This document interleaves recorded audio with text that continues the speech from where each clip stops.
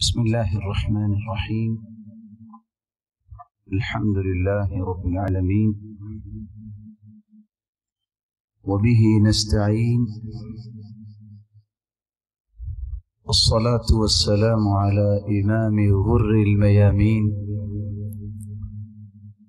وعلى آله وصحبه ومن سار على نهجه القويم، أما بعد، فأعوذ بالله من الشيطان الرجيم. شهر رمضان الذي أنزل فيه القرآن هدى للناس وبينات من الهدى والفرقان. وقال النبي صلى الله عليه وسلم: يا معشر الشباب، من استطاع منكم الباءة فليتزوج، ومن لم يستطع فعليه بالصوم، فإنه له وجاء أي علاج.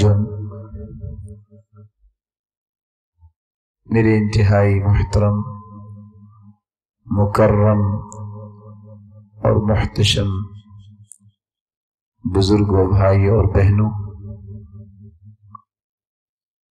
اللہ تعالیٰ کا یہ احسان عظیم ہے کہ اللہ تعالیٰ نے ہمیں اسلام اور ایمان کی نعمت سے نوازا ہے۔ اسلام اور ایمان ایک نعمت کا نام ہے، قرآن مجید بھی ایک نعمت ہے، اور صاحب قرآن بھی نعمت ہے۔ جو شخص اسلام کی نعمت، قرآن کی نعمت اور صاحب قرآن کی نعمت، ان تینوں نعمتوں کے ساتھ اپنی وابستگی، اپنا تعلق مضبوط و مربوط کر لیتا ہے، اللہ تعالیٰ کائنات کے لیے اس شخص کو بھی نعمت بنا دیتے ہیں۔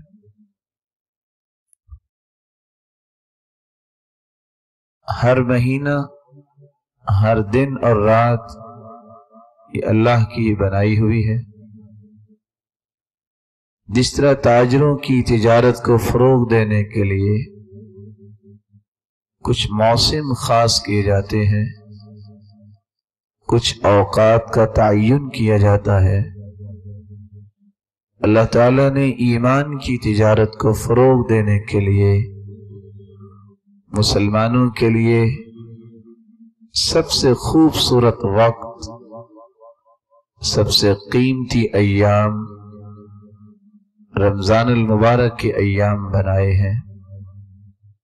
یہی وجہ ہے سلف صالحین 6 مہینے تک رمضان المبارک کے بارے میں دعا کیا کرتے: اے اللہ، ایمان کی حالت میں رمضان المبارک کی نعمتیں ہمیں نصیب فرما، اور پھر اس مبارک مہینے میں جو جو عبادت کی جاتی، اگلے 6 ماہ ان عبادات کا جو نذرانہ پیش کیا گیا اللہ کی بارگاہ میں، اس کی قبولیت کی دعاؤں میں لگا دیتے ہیں۔ وہ زندہ دل جن کا ایمان تازہ، ان کی تو بات ہی کیا ہے۔ آج کی ہماری اس خوبصورت اور مبارک مجلس کا موضوع اور ہماری گفتگو کا محور کیف نستفید من رمضان، ہم رمضان سے استفادہ کیسے کر سکتے ہیں۔ آج کے ہمارے اس موضوع کے متعلق ہماری گفتگو کا محور 5 سے 6 نکات ہوں گے۔ رمضان کیا ہے اور رمضان میں ہمیں کیا کرنا ہے، اور رمضان ہمیں پیغام کیا دیتا ہے، اور امت اسلامیہ اس نعمت کا حق کیسے ادا کر سکتی ہے، اور پھر وہ کون سے سعادت مند ہیں جو اس مبارک مہینے کو گزارنے کے بعد اس قابل بن جائیں کہ جس دن عید کا دن ہو اللہ کی رضا اور اس کے انعامات کے وہ مستحق ٹھہرائے جائیں۔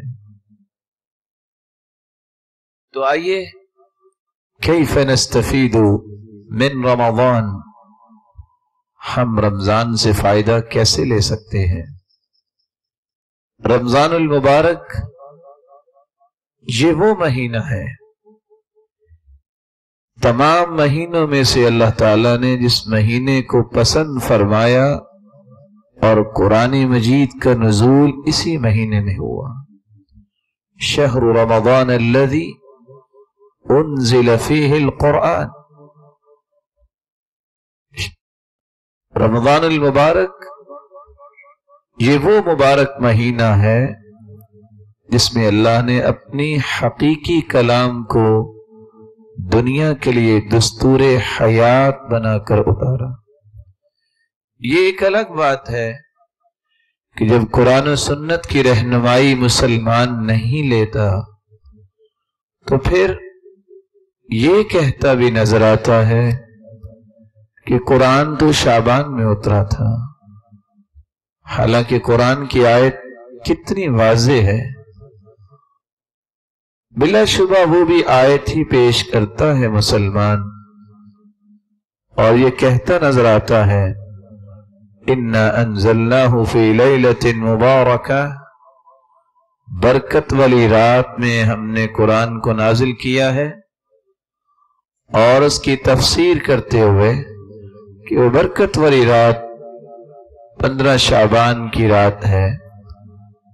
ایک مسلمان جس کو اللہ سے سچی محبت ہے، ایک مومن جس نے اپنی زندگی کا منہج قرآن و سنت کو بنا لیا ہے، اس کو کسی قسم کے جذباتی، کسی قسم کے افراط و تفرید کے پہلوؤں کی طرف نہیں جانا چاہیے۔ قرآن مجید کی 3 آیتیں ہیں، اِنَّا أَنزَلْنَاهُ فِي لَيْلَةٍ مُبَارَكَةٍ، ہم نے قرآن کو مبارک یعنی برکتوں والی رات میں نازل کیا۔ اِنَّا أَنزَلْنَاهُ فِي لَيْلَةِ الْقَدْرِ، ہم نے قرآن مجید کو لیلۃ القدر میں نازل کیا۔ شہر رمضان الذی انزل فیہ القرآن، رمضان کا مہینہ ایسا مہینہ ہے جس میں قرآن مجید کو نازل کیا گیا۔ ان تینوں آیتوں کا معنی کیا نکلا؟ قرآن برکت والی رات میں نازل ہوا جو کہ لیلۃ القدر ہے، اور لیلۃ القدر رمضان میں آتی ہے، شعبان میں تو نہیں آتی۔ رمضان کا وہ مہینہ ہے جس مہینے میں رسول اللہ صلی اللہ علیہ وسلم کی ذات اقدس کو تمام انبیاء کا سرتاج بنایا گیا، اور آپ کے سر پر نبوت کا تاج سجایا گیا۔ یہ وہ مہینہ ہے جس مہینے کے بارے میں رسول اللہ صلی اللہ علیہ وسلم کا فرمان ہے، الصلوات الخمس والجمعة إلى الجمعة ورمضان إلى رمضان مكفرات ما بينهن إذا اجتنبت الكبائر۔ اگر کوئی شخص توحید کو اختیار کرنے والا ہے، 5 نمازیں پابندی سے پڑھنے والا ہے، یہ 5 نمازیں یہ ایک جمعے سے لے کے دوسرے جمعے تک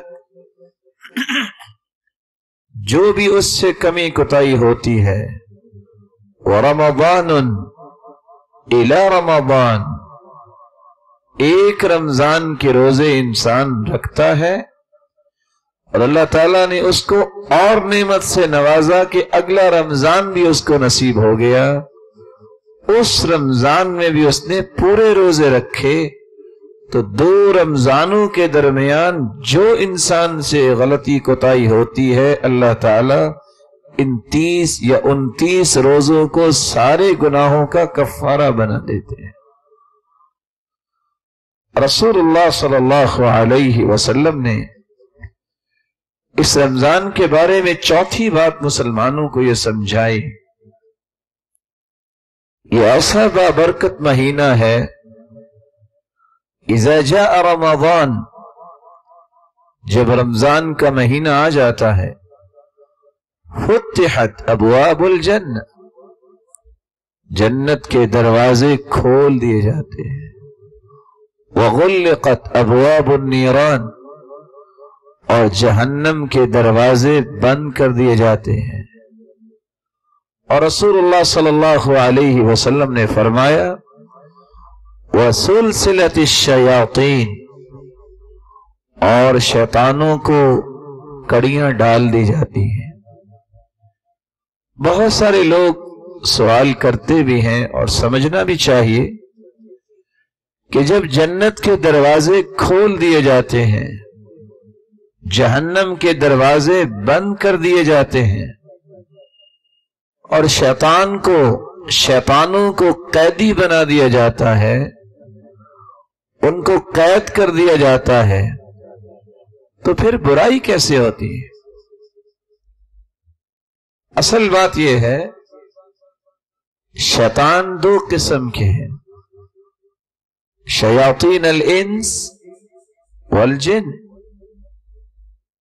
ابو ذر رضی اللہ تعالی عنہ فرماتے ہیں میں مسجد میں داخل ہوا، رسول اللہ صلی اللہ علیہ وسلم مسجد میں صحابہ کے ساتھ بیٹھے ہوئے تھے اور فرما رہے تھے تعوذوا باللہ من شیاطین الانس والجن، میرے صحابہ شیطانوں کے بارے میں اللہ کی پناہ طلب کرو کہ اللہ تمہیں شیطان جو جنوں میں سے ہیں ان سے بھی آپ کو بچائے اور انسان جو شیطان ہیں ان سے بھی بچائے۔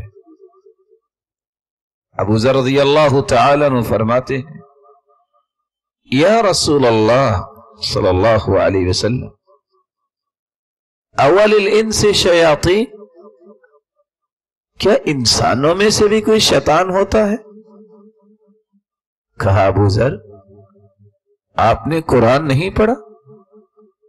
وَكَذَلِكَ جَعَلْنَا لِكُلِّ نَبِيٍّ عَدُوًّا شَيَاطِينَ الْإِنسِ وَالْجِنِّ يُوحِي بَعْضُهُمْ إِلَى بَعْضٍ زُخْرُفَ الْقَوْلِ غُرُورًا۔ جتنے بھی انبیاء آئے ان کے سب سے پہلے دشمن انسانی شیطان بنے ہیں، اور جن شیطان بھی تھے وہ بھی دشمن بنے، اور اللہ تعالیٰ نے شیطان کو بنایا بھی جنوں میں سے، کان من الجن ففسق عن امر ربی، شیطان جنوں میں سے تھا جس نے اللہ تعالیٰ کی نافرمانی کی، اللہ تعالیٰ کی رحمت سے دھتکارا گیا، اور رہتی دنیا تک قیامت تک اس پر اللہ تعالیٰ کی لعنت برستی رہے گی اور پھٹکار برستی رہے گی۔ تو رمضان المبارک میں جو برائی ہے وہ اس لیے سرزد ہوتی ہے، کچھ شیطان انسانی شکل میں اکساتے ہیں، انگیخت دلاتے ہیں، بھڑکاتے ہیں، راہیں بتاتے ہیں، انسان ان کے پیچھے چلتا ہے، برا دوست بھی شیطان ہوتا ہے۔ بات نہیں، یہ قرآن کا فیصلہ ہے۔ وَيَوْمَ يَعَضُّ الظَّالِمُ عَلَى يَدَيْهِ يَقُولُ يَا لَيْتَنِي اتَّخَذْتُ مَعَ الرَّسُولِ سَبِيلًا يَا وَيْلَتَى لَيْتَنِي لَمْ أَتَّخِذْ فُلَانًا خليلا لقد أضلني عن الذكر بعد إذ جاءني وكان الشيطان للإنسان خذولا. قیامت کو انسان اپنے ہی ہاتھوں کو چبائے گا اور کہے گا ہائے کاش میں نے اللہ کے رسول کی بات کو مانا ہوتا، میں نے اللہ کے پیغمبر کی باتوں کو تسلیم کیا ہوتا، میں نے فلاں کو دوست نہ بنایا ہوتا جس نے قرآن آ جانے کے بعد، مجھے قرآن پڑھنا آ گیا تھا، میں قرآن پڑھتا بھی تھا، لیکن اس نے لقد اضلنی عن الذکر، اس قرآن سے مجھے گمراہ کیا تو میرے دوست نے کیا. وَكَانَ الشَّيْطَانُ لِلْإِنسَانِ خَذُولًا، اور شیطان تو انسان کو ذلیل کرنے والا ہے. بات دوست کی ہو رہی تھی، شیطان کہاں سے آ گیا؟ اس آیت کی روشنی میں علماء کیا کہتے ہیں؟ ہر وہ تعلق، ہر وہ محبت جو انسان کو قرآن سے دور کر دے، وہ تعلق دوست کی شکل میں ہو، وہ تعلق کسی پارٹنر کی شکل میں ہو، وہ شیطانی کردار ہی ادا کرتا ہے جو تمہیں نماز سے دور لے جائے، تمہیں اللہ کی کلام سے دور لے جائے. یا اس لیے انسان سے برائی ہوتی ہے، جیسا کہ علماء کہتے ہیں کہ اس شخص نے رمضان المبارک میں قدم رکھنے سے پہلے تیاری کی ہی نہیں ہے کہ وہ شیطانی جو عادات اس کے اندر ثابت ہو چکی ہیں، وہ شیطانی عادتوں میں اتنا دھت ہو چکا ہے، اب وہ چاہتے نہ چاہتے اسے بار بار سرزد ہوتی ہیں، کیونکہ اس کی طبیعت میں بہت سارے شیطانی پہلو بہت پختگی سے اس کے زندگی کا ایک حصہ بن چکے ہیں. اور اسی وجہ سے ہر جمعے کو ہم یہ آیت سنتے ہیں وَنَعُوذُ بِاللَّهِ مِن شُرُورِ أَنفُسِنَا، اے اللہ جہاں تو ہمیں شیطان سے بچا، وہاں ہمیں ہمارے نفسوں کی شرارت سے بچا. انسان کا نفس بھی یہ کردار ادا کرتا ہے، اس کو برائی کی طرف لے جاتا ہے. وَمَا أُبَرِّئُ نَفْسِي إِنَّ النَّفْسَ لَأَمَّارَةٌ بِالسُّوءِ. اللہ تعالیٰ نے انسان کے اندر 3 قسم کے نفس رکھے ہیں. نفس امارہ جو ہمیشہ برائی پہ انسان کو اکساتا ہے، نفس لوامہ جو اللہ نے دل میں ایک عدالت قائم کی ہوئی ہے، وہ انڈیکیشن دیتا ہے نہیں غلط کام نہیں کرنا، ضمیر جھنجھوڑتا ہے، یہ نفس لوامہ ہے. اور تیسرا نفس نفس مطمئنہ ہے، جو اللہ کی، اس کے رسول کی ہر بات پر انسان کو 100% مطمئن کرتا ہے. جب تک نفس لوامہ قوی رہے، ملامت دل میں موجود رہے، برائیوں سے انسان بچا رہتا ہے. نفس امارہ کچھ نہیں کر سکتا. اور نفس امارہ قوی کب ہوتا ہے؟ جب انسان قرآن و حدیث کو چھوڑ کر اپنی خواہش کو دلیل بنا بیٹھتا ہے. قرآن و سنت کی سرپرستی، اس کی رہنمائی کو چھوڑ کر خواہشات کے پیچھے جب انسان چلتا ہے، لو ڈیزائر جو سفلی خواہشات ہیں، جب اس کا غلبہ انسان پہ ہو جاتا ہے، کہ نفس مطمئنہ سے محروم، نفس لوامہ کمزور اور برائی کی طرف اکسانے والا نفس جو ہے یہ قوی اور طاقتور ہو جاتا ہے، وہ انسان ہر سو برائی میں دھنستا ہی چلا جاتا. یہی وجہ ہے رسول اللہ صلی اللہ علیہ وسلم کے صحابی شکل بن حمید رضی اللہ تعالی عنہ آئے اور آ کے کہتے ہیں اللہ کے رسول صلی اللہ علیہ وسلم، آپ نے ہمیں شیطان سے بچنے کا تو حکم دے دیا، طریقہ بھی سمجھا دیا، لیکن جو ہمارا ضمیر برائی کی طرف ہمیں دعوت دیتا ہے اس سے کیسے بچیں؟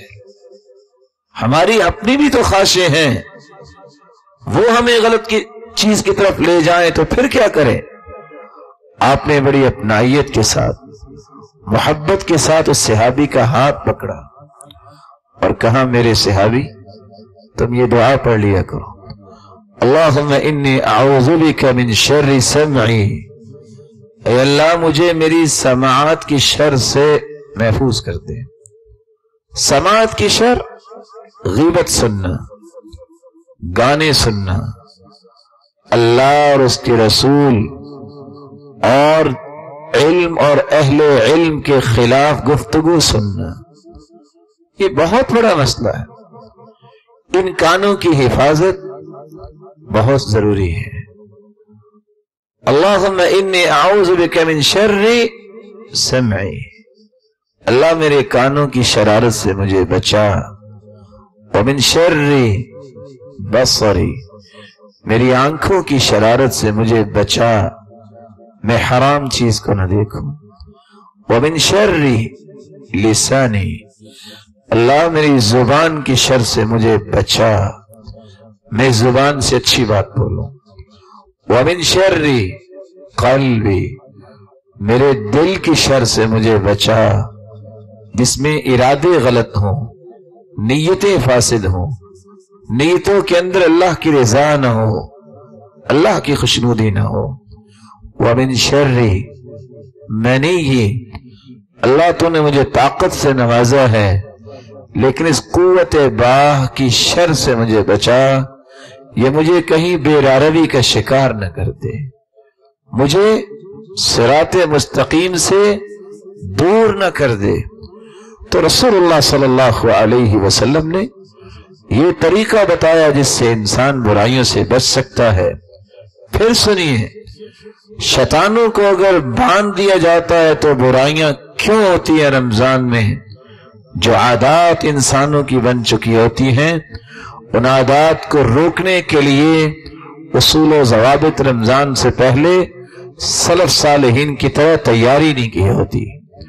سلف صالحین نے تیاری کی ہوتی تھی، رمضان کا انتظار بھی کرتے اور اس کے لیے اپنے آپ کو تیار بھی کرتے۔ اور آج کا ہمارا مضمون بھی اسی پہلو کو اجاگر کرنے والا ہے کہ ہم اس رمضان سے فائدہ کیسے لے سکتے ہیں۔ وہ رمضان جس کے بارے میں رسول اللہ صلی اللہ علیہ وسلم نے فرمایا، اتنا مبارک مہینہ، ایک انسان عام دنوں میں عمرہ کرتا ہے، ایک انسان حج کرتا ہے، اگر کوئی انسان اس کی 100 سال عمر بھی ہو تو بلا شبہ بالغ ہونے کے بعد اس نے کوئی 85 حج کیے ہوں گے اگر ہر سال حج کرے۔ شرط یہ ہے کہ 15 سال کا وہ بالغ ہوا ہو، لیکن 85 حج کرنے کے باوجود اس کو وہ درجہ نہیں مل سکتا جو رسول اللہ صلی اللہ علیہ وسلم نے بیان کر دیا ہے۔ ان عمرۃ فی رمضان تعدل حج او حجۃ معی، میرے صحابیہ، یہ ایک عورت کو اللہ کے رسول کا خطاب تھا، تم رمضان میں عمرہ کرو، رمضان میں عمرہ حج کے بھی برابر ہے، اس حج کے برابر جو حج محمد مصطفیٰ کے ساتھ کیا گیا۔ صحیح بخاری کی یہ روایت اس مہینے کی عظمت کو اجاگر کر رہی ہے۔ آپ سوچ سکتے ہیں عمرے پہ زیادہ سے زیادہ 3 گھنٹے لگتے ہیں، 4 سے 5 گھنٹے لگیں گے اگر تسلی سے کر لو۔ حج کا پروسیس کتنا اور پروسیجر کتنا لمبا ہے، کس طرح کٹھنائیوں کے باوجود تکلیفوں کو برداشت کرنا پڑتا ہے، لیکن اللہ تعالیٰ نے اس مہینے کے اندر کتنا بڑا انعام رکھ دیا۔ جو رمضان میں عمرہ کرتا ہے اس نے اللہ کے رسول صلی اللہ علیہ وسلم کے ساتھ حج کرنے کا اجر و ثواب اپنے ذمے لے لیا، اللہ تعالیٰ سے انعام کا حقدار بن گیا۔ رسول اللہ صلی اللہ علیہ وسلم نے فرمایا، اور یہ 7ویں بات میں اس لیے بیان کرنا چاہتا ہوں، اور آپ اپنے دل سے ابھی سوال کر سکتے ہیں، رمضان مومنوں کے لیے نعمت ہے اور منافقوں کے لیے بوجھ ہے۔ ہر شخص اپنے ایمان کو ٹٹول سکتا ہے۔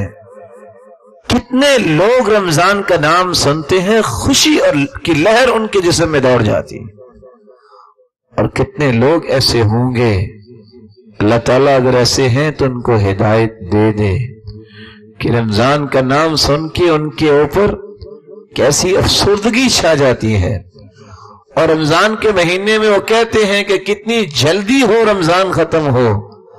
اور مومن یہ خواہش کیا کرتے تھے، جن کو سلف صالحین کہتے ہیں کہ یا اللہ اگر تو رمضان کے 2 مہینے بنا دیتا تو کتنا اچھا تھا، لیکن اللہ تیرے فیصلے ہیں، ہم تیری عبادت سے سیر نہیں ہو سکے۔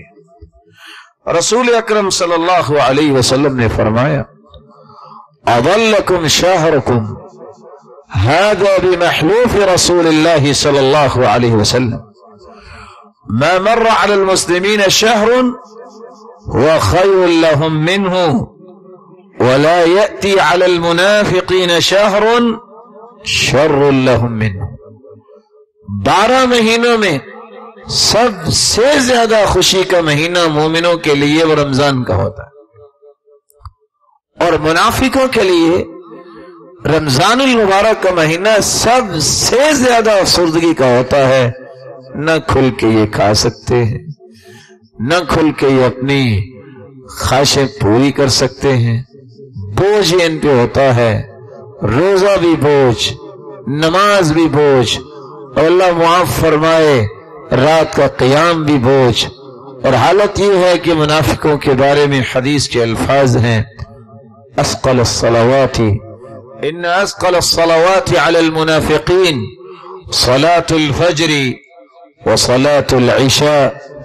منافقوں پہ 2 نمازیں بوجھل اور بھاری ہوتی ہیں، ایک صبح کی نماز، ایک عشاء کی نماز۔ اور اس کا راز بھی یہ ہے، ظہر عصر کو سارے لوگ دیکھ رہے ہوتے ہیں، ان کو آنا پڑتا ہے۔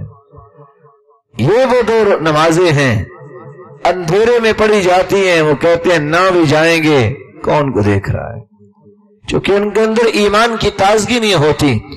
اور بزار کی روایت پڑھ کے تو انسان کانپ جاتا ہے، اور میں سنانا اس لیے چاہتا ہوں کہ مجھے اور آپ کو فائدہ مل جائے۔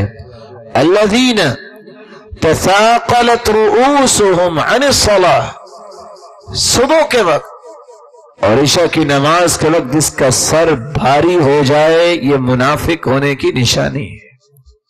اللہ رب العزت ہمیں تازگی کے ساتھ ساری نمازیں با جماعت پڑھنے کی توفیق عطا فرمائے۔ تو آئیے اس مبارک مہینے میں ہمیں کام کیا کرنا ہے۔ سب سے پہلا کام وَزَيَّنَهُ فِي قُلُوبِكُمْ، اللہ تعالیٰ نے ایمان کو سجانا ہے تو دل میں سجانا ہے۔ دل جب تک خوبصورت نہیں ہوگا اس وقت تک ایمان کی خوبصورتی نظر نہیں آئے گی، اور دل کی خوبصورتی کے لیے سب سے پہلے رمضان آنے سے پہلے اللہ رب العزت سے اپنے گناہوں کی سچی توبہ کی جائے۔ سب سے پہلا کام سچی توبہ سے مراد کیا ہے؟ سیدنا ابو بکر صدیق رضی اللہ تعالی عنہ کی روایت ہے، رسول اکرم صلی اللہ علیہ وسلم نے فرمایا جب کسی سے گناہ ہو، کل بنی آدم خطاء وخیر الخطائین التوابون، پوری کی پوری انسانیت خطا کار ہے، لیکن اللہ کے ہاں پسندیدہ وہ ہے جو غلطی کر کے توبہ کر لے۔ توبہ وہ بھی توبۃ نصوحہ، سچی توبہ۔ طریقہ کیا ہے؟ میں اختصار کے ساتھ 3 پہلو پیش کر دیتا ہوں۔ پہلا طریقہ، اچھے طریقے سے وضو کیا جائے، خوبصورت انداز سے وضو کرے، اگر آپ پاک ہیں، نہیں تو اچھے طریقے سے شاور لیں، وضو کرے، 2 رکعتیں پڑھے، یقبل بوجہہ وقلبہ، قلب و قالب کو اپنے رب کی طرف لگا کے 2 رکعتیں پڑھے، اور پھر 7 شرطیں سامنے رکھ کے تیسرا کام ہاتھ اٹھا لے۔ وہ 7 شرطیں کون سی ہیں؟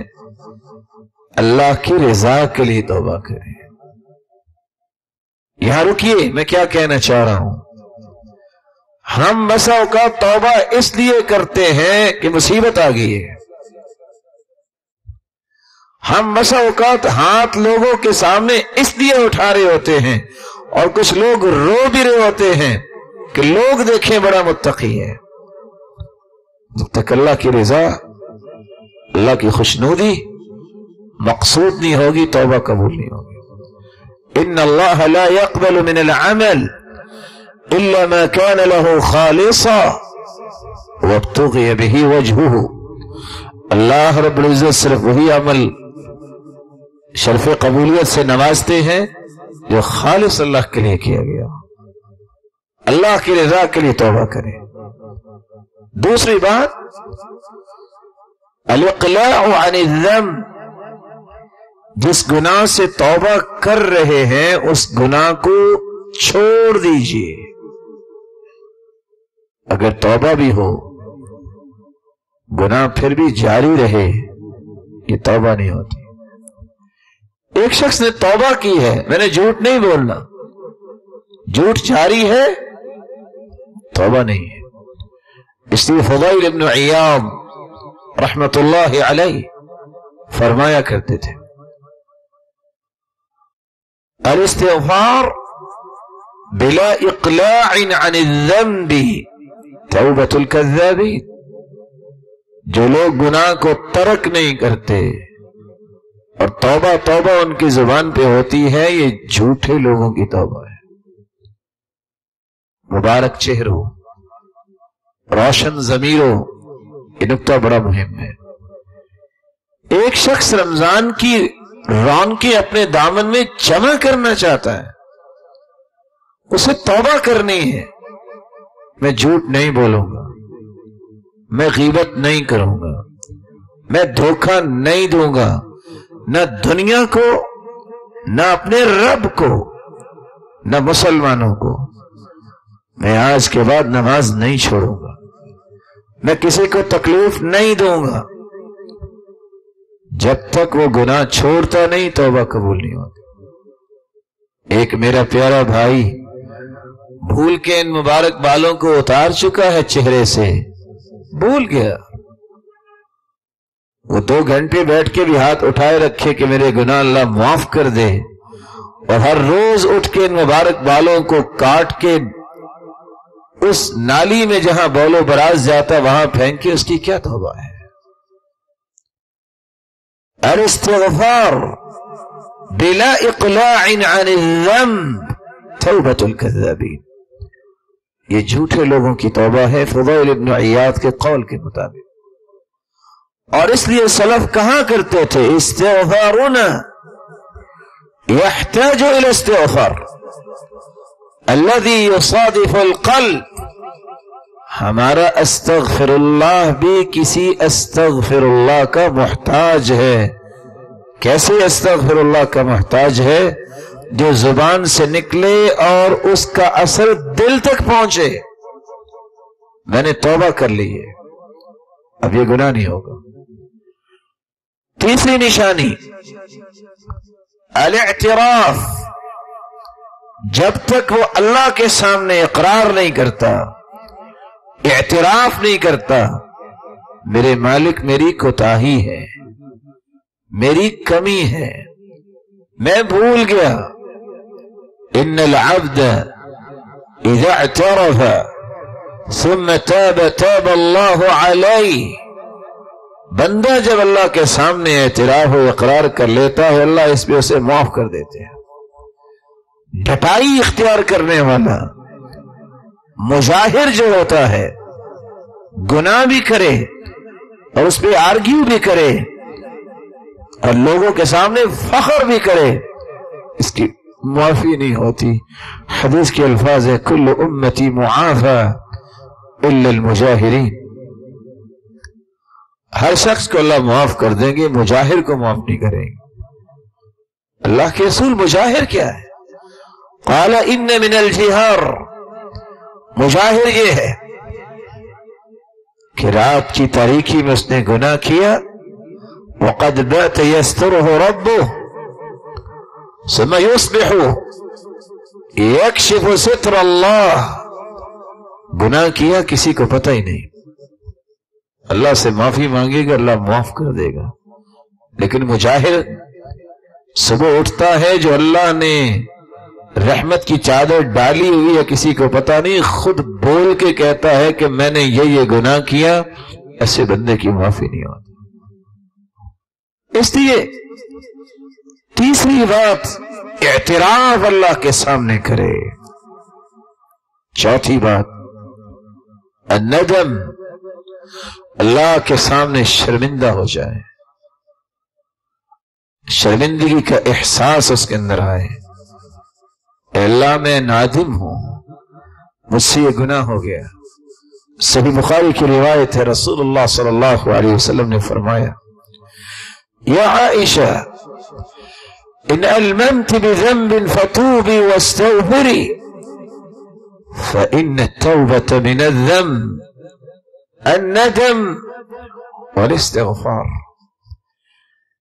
صحیح بخاری کی یہ روایت زندہ دل لگا کو پڑھ لے ورطہ حیرت میں چلا جاتا ہے.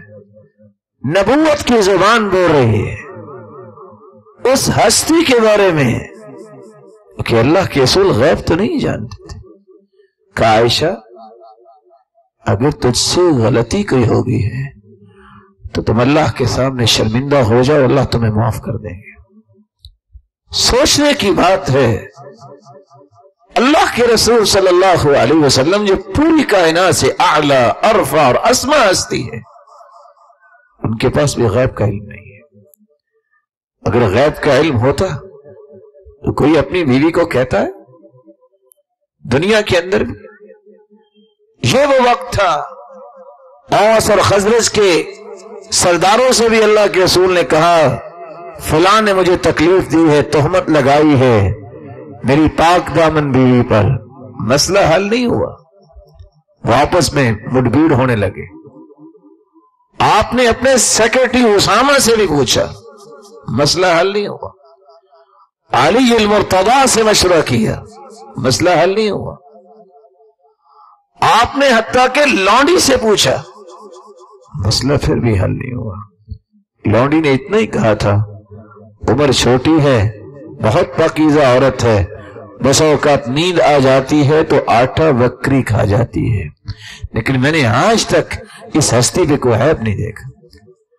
جب ڈائریکٹ اللہ کے رسول نے عائشہ سے کہا تو اللہ تعالیٰ نے اس کی پاک دامنی کری، رکوع نازل کیا اور فیصلہ ہو گیا جب تک قرآن باقی رہے گا، جب تک عائشہ کی طہارت کی تلاوت کوئی قاری اور حافظ نہیں کرے گا، وہ قاری اور حافظ کہلوانے کا مستحق ہی نہیں ہوگا.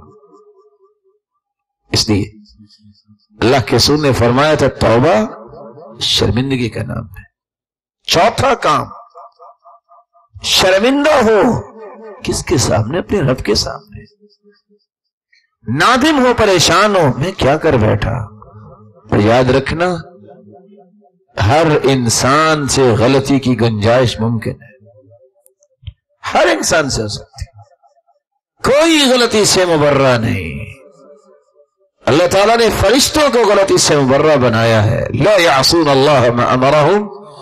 جو انسان یہ کہے کہ مجھ سے کبھی غلطی نہیں ہوتی، اس کا مطلب یہ ہے وہ کہنا چاہتا ہے میں انسان نہیں ہوں. کفى المرء نبلا ان تعد معایبہ. ہاں کچھ لوگوں کی غلطیاں ہوتی ہیں، اور کچھ ایسے نبیل قسم کے لوگ ہوتے ہیں، چنیدہ لوگ جن کی غلطیاں گنی جاتی ہیں. اس کا مطلب جو ہوتا ہے یہ ہیں دو چار غلطیاں، باقی ساری کی ساری اچھائیاں ہی ہیں اس کے اندر. پانچویں بات، توبہ کی قبولیت کی پانچویں شرط یہ ہے جب تک بدعتی بدعت کو نہیں چھوڑتا ساری رات سجدے میں رہے اس کی توبہ قبول نہیں ہوتی. راز کیا ہے؟ ان اللہ احتجب التوبہ، اور دوسری روایت میں آتا ہے ان اللہ احتجر التوبہ عن کل صاحب بدعہ. اللہ تعالیٰ نے بدعتی کے سامنے چادر لٹکا دی ہے. اللہ تعالیٰ دیکھنا بھی پسند نہیں کرتے. احتجب التوبہ، اس کی توبہ کو اللہ تعالیٰ قبول ہی نہیں کرتے. حتی یدعہا، جب تک بدعتی بدعت کو چھوڑتا نہیں توبہ کی قبولیت ممکن نہیں. چھٹی شرط، عزم یہ کرے کہ میں نے دوبارہ گناہ یہ نہیں کرنا. عزم مصمم، جب تک نہیں کرتا اس وقت تک اس کی توبۃ النصوح نہیں ہے. والذین اذا فعلوا فاحشة او ظلموا انفسهم ذكروا الله فاستغفروا لذنوبهم ومن يغفر الذنوب إلا الله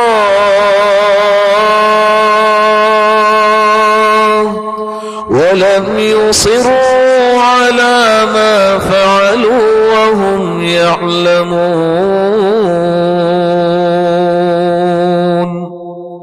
والذین اذا فعلوا فاحشة، جن سے کوئی گناہ سرزد ہو جائے، فحاشی کا ارتکاب ہو جائے، او ظلموا انفسهم، یا اپنی جانوں کے ساتھ کسی قسم کا ظلم کر بیٹھا، ذکر اللہ، اللہ کی یاد ان کے اندر آ جاتی ہے، فاستغفروا لذنوبهم، فوراً اللہ کے لیے اپنے گناہوں کی توبہ کرتے ہیں.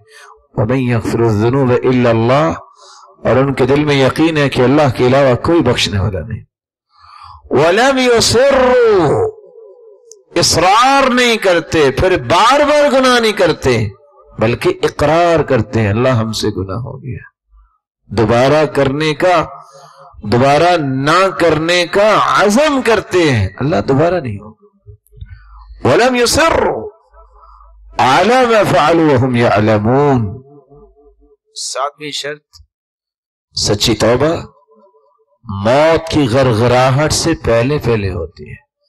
ان اللہ يقبل توبة العبد ما لم يغرغر، وفي رواية اخرى ما لم يغرغل. اس وقت تک اللہ تعالیٰ انسان کی توبہ قبول کرتے ہیں جب تک موت کی سختیاں شروع نہ ہو جائیں.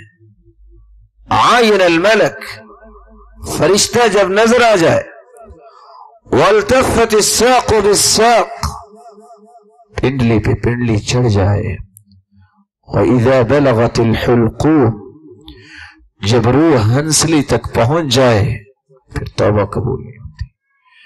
إِنَّ لِلتَّوْبَةِ بَابًا عرض ما بين مصراعيه كما بين المشرق والمغرب لا يغلق حتى تطلع الشمس من مغربها.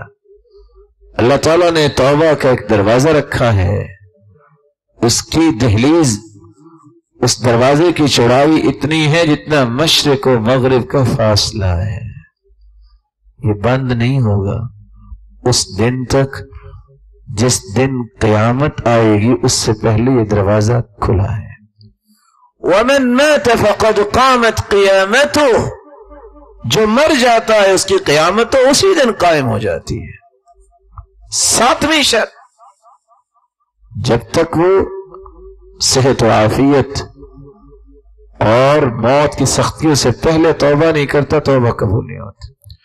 اور بعض علماء نے آٹھویں شرط کا بھی اضافہ کیا ہے، جب تک وہ برے دوستوں کو نہیں چھوڑتا، برے معاشرے کو نہیں چھوڑتا اور برے ماحول کو نہیں چھوڑتا، اس کی توبہ قبول نہیں ہوتی. اور استدلال ان کا اس روایت سے ہے جس میں اللہ کے رسول صلی اللہ علیہ وسلم نے فرمایا کہ جس نے 99 قتل کیے تھے पादरी के पास गया, हल ली मिन तौबा, मेरी तौबा है। उसने कहा कोई तौबा नहीं। इतने जालिम, तौबा की बात करते हो। फिर वो किसी इल्म वाले के पास गया, उसने उस पादरी को भी मार के 100 पूरा कर दिया। उससे पूछा हल ली मिन तौबा, मेरी तौबा है? उसने कहा हाँ, अल्लाह तेरी तौबा कबूल करेंगे, लेकिन शर्त यह है इत्ती क़रियत कज़ा व कज़ा फ़इन्नहुम यअबुदून अल्लाह, फलां बस्ती में चले जाओ, इस माहौल को छोड़ दो जहां दिन रात अल्लाह की इबादत करने वाले हैं, अल्लाह तेरी तौबा को कबूल कर ले। सबसे पहला काम, अगर आप रमजान से कुछ फायदा लेना चाहते हैं, जब तक आपके दिल और दिमाग से ये गुनाहों के बोझ नहीं उतरेंगे, आपकी ये जिस्म की गाड़ी सही सफर नहीं करेगी। तौबा कीजिए। 2 रक्ते पढ़ने के बाद ये 8 चीजें आपके ज़हन में हो, फिर हाथ उठा लीजिए। अल्लाह के रसूल सल्लल्लाहु अलैहि वसल्लम का फरमान है, बंदा 2 रक्ते पढ़ने के बाद जब हाथ उठा के 2 मरतबा कह देता है रब्बिग़फिरली, रब्बिग़फिरली, अल्लाह फरिश्तों से मुखातिब होते हैं, मेरे फरिश्तों, अलिम अब्दी अन्ना लहू रब्बन यग़फिरुज़्ज़ुनूब, देख रहे हो मेरे बंदे को पता चल गया है कि इसका कोई रब है जो बख्शने वाला है। फरिश्तों से कलाम, फिर अल्लाह डायरेक्ट अपने बंदे से कहते हैं अब्दी अअमल मा शिअत फ़क़द ग़ुफ़िर लक, मेरे बंदे मायूस नहीं होना, तूने जो भी गुनाह किए मैंने तुझे माफ कर दिया। अल्लाह के रसूल सल्लल्लाहु अलैहि वसल्लम ने सहाबा किराम को ये बात समझाई, तो क्यों समझाई? ताकि जिंदगी के अंदर जो बोझ उठा के चलता है वो सही काम नहीं कर सकता। इस मुबारक महीने से फायदा लेना है, अपने इन बोझों से अपने आप को दूर करो। सबसे पहले तौबा करो, और याद रखना तौबा को लेट ना करना, न जाने फिर दोबारा तौबा का मौका मिले कि ना मिले। आज सोने से पहले भी यह काम हो सकता है, 2 रक्तों पे ज्यादा वक्त नहीं लगेगा, और अल्लाह के इनामात सुन लो। हदीस के अल्फाज है ताइब मिन अज़्ज़ंब कमन ला ज़ंब लहू, जब तौबा कर लेता ऐसा हो जाता है जैसे उसने गुनाह किया ही नहीं। और दूसरी बात, कुरान मजीद ने एक इतनी प्यारी बात बता दी है, ए अल्लाह इस बात को मेरे और मेरे भाइयों के दिल में पुख्ता फरमा दे। कितनी प्यारी बात है, इल्ला मन ताब व आमन व अमिल अमलन सालिहा फउलाइका युबद्दिलुल्लाहु सय्यिआतिहिम हसनात वकान अल्लाहु गफूरर रहीमा। जो शख्स तौबा कर ले, फिर नेक आमाल शुरू कर दे, और रमजान का महीना हमारे सर पे है, अल्लाह हमें ईमान की हालत में ये महीना नसीब फरमाए, फिर नेक अमल शुरू कर दे, मिलेगा क्या?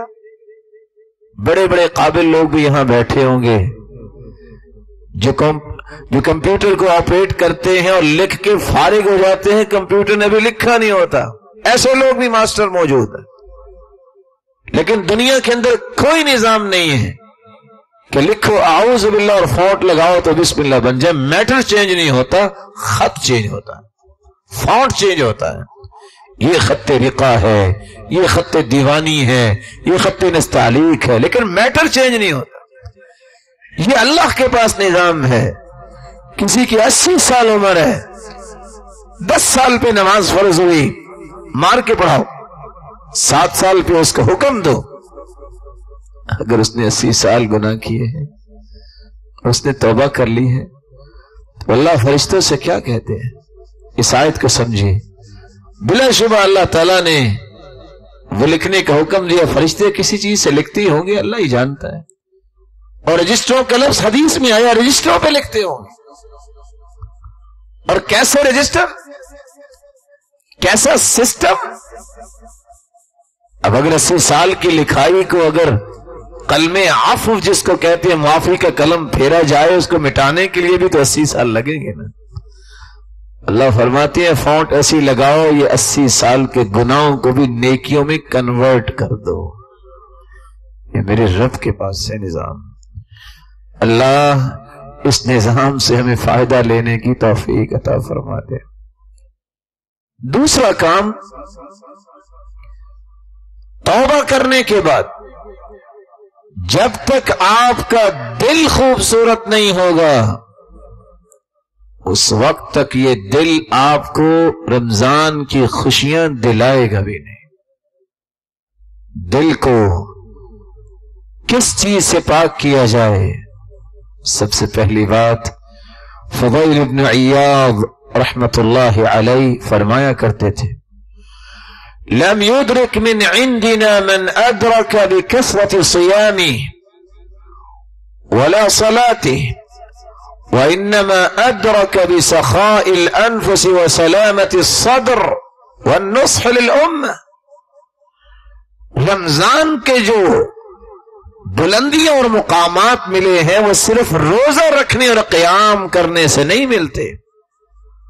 سلف نے 3 چیزوں کے ذریعے مقام حاصل کیے، بسخاء الانفس دلوں کی سخاوت، سلامت الصدر سینے سلامت، بغض، حسد، عناد، تعصب، عصبیت، انتقام، ہر قسم کے اس طرح کی مذموم صفات سے جب تک دل صاف نہیں ہوتا، خالی نہیں ہوتا، اس پہ نیا رنگ نہیں چڑھ سکتا۔ آپ جانتے ہیں کہیں رنگ ہو چکا ہو، جب تک پہلے کھرچ کے اس کو صاف نہ کیا جائے دوسرا رنگ صحیح چڑھتا ہی نہیں ہے۔ چڑھ بھی جائے کچھ دیر کے بعد نچلا رنگ اپنا چہرہ دکھانا نظر آتا، اپنا چہرہ دکھاتا نظر آتا ہے۔ اس لیے سلف صالحین نے وَالنُّصْحُ لِلْأُمَّةِ بغض اور حسد کی بجائے مسلمانوں کی خیر خواہی، ہمدردی سے اپنے دلوں کو بھر لیا۔ سفیان ابن دینار کہتے ہیں، مجھے یہ بتائیے پہلے لوگوں نے بلندی کیسے حاصل کی؟ قلت لأبی بشر خبرنی عن اعمال من كان قبلنا، پہلے لوگوں کے اعمال اتنے رمضان میں بلند کیوں ہوتے؟ قال كانوا يعملون يسيرا ويؤجرون كثيرا، عمل تو تھوڑا کرتے تھے لیکن اجر ان کو اللہ نے زیادہ دے دیا۔ ليست العبرة بكثرة صلاتهم ولا صيامهم ولا صدقاتهم، نہ تو ان کے زیادہ کو روزے تھے، نہ کو ان کے زیادہ نمازیں تھی اور صدقے تھے۔ سارے مسلمانی مہینے کا روزہ رکھتے، وہ بھی 30 ہی رکھتے تھے۔ شوال کے تو بعد میں 6 روزے ہیں، وہ بھی 30 ہی رکھتے تھے۔ مسلمان بھی زکوٰۃ دیتے تھے لیکن مقام حاصل کرنے والے بھی زکوٰۃ ہی دیتے تھے۔ فرق کیا تھا؟ قال لسلامت صدورہم، ان کے سینے بڑے پیارے تھے، ان سینوں میں، دلوں میں مسلمانوں کے بارے میں سوائے خیر خواہی اور ہمدردی اور محبت و احترام کے سوا کوئی چیز نہیں ہوتی، کوئی بغض نہیں، عداوت نہیں۔ اور آج امت گھائل ہو چکی ہے اختلافات سے، ذاتی اختلاف، نسلی اختلاف، قومی اختلاف، رائے کا اختلاف، حدث ولا حرج۔ اگر اس کے بارے میں 40 چیزیں بھی ذکر کر دی جائیں تو ساری چیزیں دنیا میں موجود ہیں، لیکن ان ساری چیزوں کے باوجود ایک حقیقت کو سمجھنا ضروری ہے، کسی بھی اختلافی بات کو دل میں جگہ نہ دو۔ بہت ساری رونقوں سے، روشنیوں سے کہیں محروم نہ ہو جاؤ۔ سلف صالحین جن کے بارے میں عبداللہ ابن مسعود رضی اللہ تعالیٰ عنہ سے سوال کیا گیا کیف کنتم تستقبلون رمضان، رمضان کا استقبال تم کیسے کرتے تھے اللہ کے رسول کے صحابی؟ قال كان احدنا لا يتجرأ على استقبال الهلال وفي قلبه ذرة حقد على اخيه، ہمارے زمانے میں کوئی ایسا انسان نہیں تھا جو رمضان کا استقبال کر رہا ہو اور اس کے دل میں کسی کے بارے میں ذرے کے برابر، رائی کے دانے کے برابر کوئی حسد اور بغض ہو۔ صحابہ کرام جو مہم کام توبہ کے بعد کرتے وہ اپنے دل کی صفائی کرتے۔ رسول اللہ صلی اللہ علیہ وسلم نے صحابہ کرام کو یہ کیوں کہا، اس کا ایک راز ہے۔ رسول اکرم صلی اللہ علیہ وسلم کے صحابہ نے جو تابعین کو تربیت دی، اس تربیت کا ایک پہلو یہ بھی ہے، سلف صالحین کہا کرتے تھے جب رمضان آ جائے، باوجود رمضان آنے کے آپ کے دل میں سختی ہے، جسم میں کمزوری ہے۔ کمزوری کیسی؟ کیسے روزہ رکھوں، یہ تو بہت لمبا روزہ آ گیا، تو گرمی بہت ہے، خوشی نہیں ہے، اور پھر دل کی سختی اسی طرح ہے، رمضان آ گیا ہے، نہ اس کو بڑے کا احترام آتا ہے، نہ اس کو چھوٹے پہ شفقت آتی ہے، نہ اس کا دل نرم ہوا ہے۔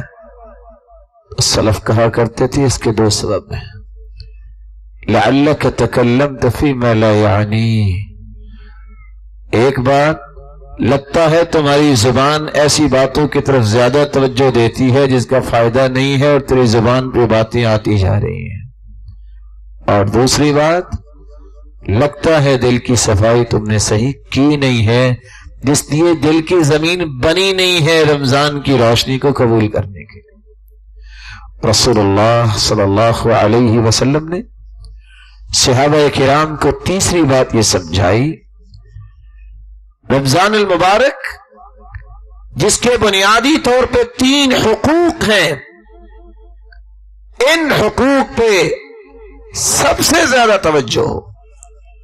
پہلا حق، یہ تو ورک شاپ ہے، یہ تو شارٹ کورس ہے، اگر اس کورس میں داخلہ لینے کے باوجود میری نمازیں باجماعت نہیں ہوئی تو اس کا مطلب ہے میں نے رمضان کی حقیقت کو سمجھے نہیں۔ توبہ کرنے کے بعد، دل کی صفائی کے بعد سب سے بڑا عمل عہد کیجیے، رمضان المبارک اس مبارک مہینے میں میں نے ہر نماز تکبیر اولا کے ساتھ باجماعت پڑھنی ہے۔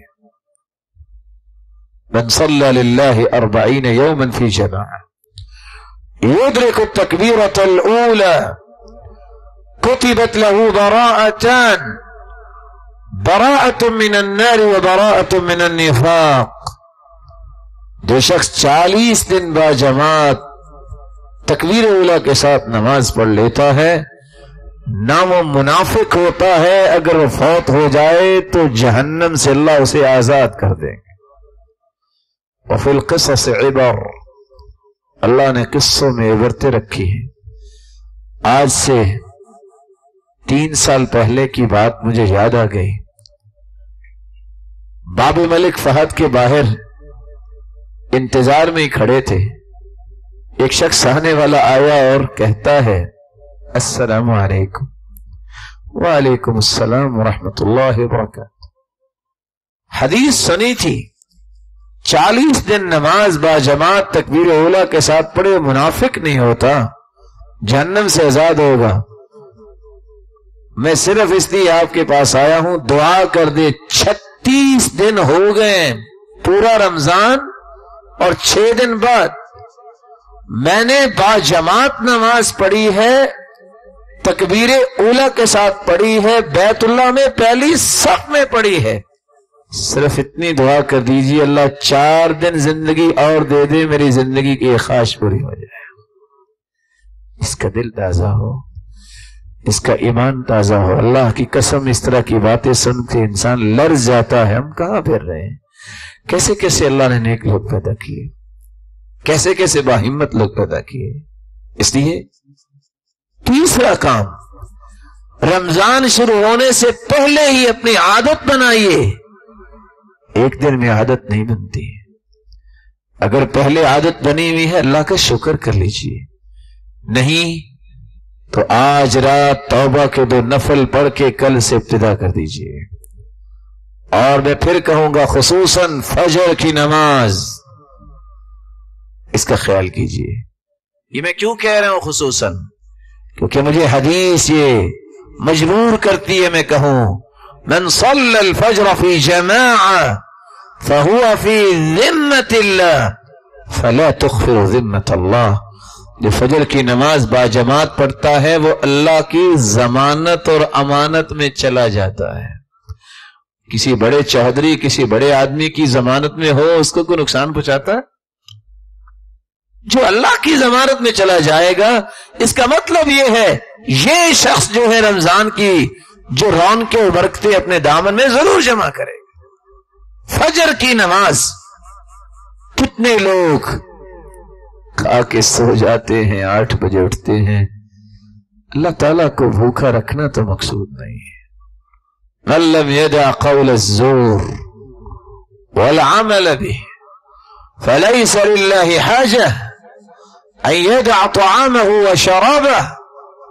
جس نے جھوٹی بات نہیں چھوڑنی، جس نے جھوٹا عمل نہیں چھوڑنا، اللہ کو تو کوئی ضرورت نہیں کہ آپ کو بھوکا رکھے اور آپ کو پیاسا رکھے۔ آپ کے بھوکے پیاسے ہونے سے اللہ کو کیا فائدہ ہے؟ یہ اپنی جان پہ ظلم کر رہا ہے۔ تو میرے معزز اور محترم بھائیوں، تیسرا کام نماز با جماعت، یہ ٹاپ پریورٹی پہ عمل ہونا چاہیے۔ یہ باقی اعمال اس کے نیچے ہیں۔ کچھ لوگوں کا ذہن ہوتا ہے رفاع عامہ کے کام ہونے چاہیے، ہونے چاہیے، میں بھی کہتا ہوں بڑے ہی مبارک کام ہیں، لیکن نماز نہیں تو کوئی عمل قبول نہیں۔ وہ شخص عبداللہ ابن جدعان جو مکے کے لوگوں سے قرض لے لے کے بھاگ گیا، واپس کرنے کے لیے چیز ہی کوئی نہیں، ایک غار میں جا کے چھپ گیا، دیکھتا ہے ایک سونے کا ہرن بنا ہوا ہے، کسی نے چھپایا ہوا تھا، وہ اس کے ہاتھ لگ گیا، اس نے وہ لیا، اپنے گھر آیا، 1000 حاجیوں کو اس نے لباس دیا، ستو پلائے، گائے ذبح کر رہا ہے، اونٹ ذبح کر رہا ہے، اور روایت تو بتاتی 1000 بکریاں ذبح کی۔ اس بات کو دیکھ کے سیدہ عائشہ نے سوال کیا، یا رسول اللہ صلی اللہ علیہ وسلم، کیا عبداللہ بن جدعان کو بھی اللہ معاف نہیں کریں گے؟ آپ نے 2 جواب دیے۔ عائشہ رضی اللہ عنہ، لم يقل يوما رب اغفر لي خطيئتي يوم الدين۔ عائشہ اس نے ایک دن نہیں کہا کہ اللہ مجھے معاف کر دے، اللہ اس کے اعمال کو قبول کیسے کرے گا؟ اس نے توبہ نہیں کی۔ دوسری بات، ولا صلى يوما، اس نے کبھی نماز نہیں پڑھی، اس کو اللہ تعالیٰ یہ نیکیوں کا فائدہ اس کو کیسے ملے گا؟ نماز نہیں تو کچھ نہیں۔ اگر آپ اس بات کو سمجھنا چاہیں تو میں آپ سے 1 منٹ اور لے لیتا ہوں۔ 5 رکن ہیں اسلام کے: توحید، نماز، روزہ، زکوٰۃ اور حج۔ توحید کے بغیر کوئی بھی رکن کاریگری نہیں، لیکن نماز ایک ایسا رکن ہے کہ ساقط نہیں ہوتا۔ غور کیجیے، اگر کسی کے پاس 7.5 تولے سونا نہیں ہے، 85 یا 87 گرام آج کل کے حساب سے، 52.5 تولے چاندی نہیں ہے، 613 گرام اگر چاندی نہیں ہے، اس پہ زکوٰۃ فرض ہے؟ گویا کہ زکوٰۃ کا رکن اس پہ ساقط ہو گیا۔ کسی کے پاس جسمانی اور مالی طاقت نہیں ہے، جب مال نہیں ہے، جسم میں طاقت نہیں ہے، حج فرض ہے، حج رکن ہے لیکن ساقط ہو گیا، باقی کتنے رکن رہ گئے؟ 3۔ ایک بندہ اتنا لاچار ہو گیا ہے، بیمار ہو گیا ہے، وہ روزہ رکھ ہی نہیں سکتا، روزے کا رکن بھی اس سے ساقط ہوا کہ نہیں ہوا؟ وَعَلَى الَّذِينَ يُطِيقُونَهُ فِدْيَةٌ طَعَامُ مِسْكِينٍ، روزہ نہیں رکھے گا۔ باقی کتنے رکن رہ گئے؟ کون کون سے؟ نماز اور توحید۔ توحید کے بغیر ایمان کا معنی ہی کوئی نہیں۔ ایک نماز ہی رکن ایسا رہ جاتا ہے جس میں توحید بھی ہے، اور ایسی حرکات و سکنات جو اللہ کو پیاری لگتی ہیں، جس کو نماز کہتے ہیں، اس کی کوئی چھٹی نہیں، اس کی کوئی رخصت نہیں۔ 30 سال تک صحابی بیمار رہے، 30 سال تک۔ کبھی یہ قصہ پڑھنے کا موقع ملے تو اکیلے بیٹھ کے پڑھیے گا۔ عمران ابن حسین رضی اللہ عنہ بواسیر کی تکلیف میں 30 سال رہے، اور راوی روایت کرتے ہیں لا بکا ولا تذمر ولا شکا، نہ وہ روئے، نہ انہوں نے شکوہ شکایت کی، نہ ہی اس بات کے بارے میں اپنے کمنٹس جاری کیے پتہ نہیں کیا میرے ساتھ ہو گیا ہے۔ اس صبر کے نتیجے میں یہ وہ واحد صحابی ہیں، اللہ کے رسول نے فرمایا جب یہ تہجد میں نماز پڑھ رہے ہوتے ہیں تو فرشتے آ کے ان سے مصافحہ کرتے ہیں۔ آپ نے حکم دیا صلی قائما، میرے صحابی کھڑے ہو کے نماز پڑھو، فإن لم تستطع فقاعدا، نہیں کھڑے ہو کے پڑھ سکتے میرے صحابی بیٹھ کے پڑھ لو، فإن لم تستطع فعلى جنب، بیٹھ کے بھی پڑھنے کی سکت نہیں، کروٹ کے بل ہو کے پڑھ لو۔ وفي روایت اخرى فأوم ایمان، تم کروٹ کے بل ہو کے بھی نماز نہیں پڑھ سکتے، جس حالت میں تم پڑے ہو تم اشارہ کر لو، اللہ تعالیٰ اجر تمہیں وہی دیں گے جو تم نے خود نماز پڑھی ہو۔ یہ بات نہیں میں نے کی، میں حدیث کا ترجمہ کر رہا ہوں، صحیح بخاری کی روایت ہے۔ اذا مرض العبد او سافر كتب له ما كان يعمل مقيما صحيحا، جب بندہ بیمار ہوتا ہے خشوع نہیں رہتا، سفر میں ہوتا ہے جلدی میں ہوتا ہے، خشوع نہیں رہتا، لیکن اللہ فرشتوں سے کہتے ہیں میرے فرشتوں، بیماری کی کڑیاں تو میں نے اس کو ڈالی ہیں، یہ بیماری کی حالت میں جیسے نماز پڑھ لا، لکھو وہ جس نے زندگی میں خوبصورت نماز پڑھی ہے۔ میرے معزز اور میرے بھائیوں، چوتھا کام جو رمضان المبارک میں کرنا ہے وہ ہے اس رمضان کے روزے رکھنا، بھوکا رہنا نہیں، پیاسا رہنا نہیں۔ صوم کا مطلب ہوتا ہے الامساک، رک جانا، کھانے پینے سے رکنا نہیں، ہر چیز سے رکنا۔ اگر حلال چیز سے اللہ نے روک دیا ہے، سامنے کتنے خوبصورت کھانے پڑے ہوتے ہیں، انسان ہاتھ نہیں لگاتا، سوچنے کی بات نہیں۔ اگر حلال سے اللہ نے روک دیا ہے تو حرام سے تو پہلے رکنا چاہیے نا۔ جھوٹ بولنا حرام ہے، غیبت حرام ہے، یہی وجہ ہے کان السلف اذا صاموا جلسوا في المسجد وأقبلوا على تلاوة القرآن وقالوا نحفظ صومنا ولا نغتاب أحدا۔ سلف صالحین کا اسی لیے رویہ تھا، وہ کہتے تھے کہ حلال چیزیں کھانے سے اللہ نے روک دیا ہے تو حرام سے بچنے کا ایک ہی طریقہ ہے، ہم زیادہ دیر مسجد میں بیٹھتے ہیں، قرآن پڑھتے ہیں، نہ غیبت ہوگی، نہ حرام کی طرف ہم جائیں گے، نہ باتیں ہوں گی، قرآن سے دل لگاؤ تاکہ روزہ جو ہے اس کا صحیح معنی سمجھ میں آئے۔ رسول اللہ صلی اللہ علیہ وسلم کے صحابہ روزے کا اہتمام تو کرتے تھے، لیکن اس روزے کے بارے میں بھی 4 باتیں، مسائل تو بہت لمبے ہیں، 4 باتوں کی میں گزارش ضرور آپ کے سامنے رکھنا چاہتا ہوں۔ کچھ لوگ زیادہ طاقتور بنتے ہیں، کہتے ہیں سحری کی کھانے کی ضرورت نہیں ہے، رات کا کھانا ہی کافی ہے. جائز ہے اگر آپ اس طرح روزہ رکھنا چاہیں, جائز ہے, لیکن سنت کیا ہے؟ تسحروا فإن في السحور برکہ. سحری کیا کرو, اس میں اللہ نے برکت رکھی ہے. جو سحری نہیں کھاتا ویسے تو اپنے آپ کو بہادر ثابت کر لیتا ہے, لیکن برکت سے محروم ضرور ہوتا ہے. اس لیے اللہ کے رسول صلی اللہ علیہ وسلم نے فرمایا نعم سحور المرء التمر. مومن کی بہترین سحری کھجور ہے. اگر آپ گنتی کے 1 سے 3 کھجوریں کھا لیں اور اللہ کا دیا ہوا اگر نعمت دودھ ہے یا دہی اگر چند گھونٹ لے لے, آپ کے روزے کے لیے کافی ہو جائے گا. سحری ضرور کریں.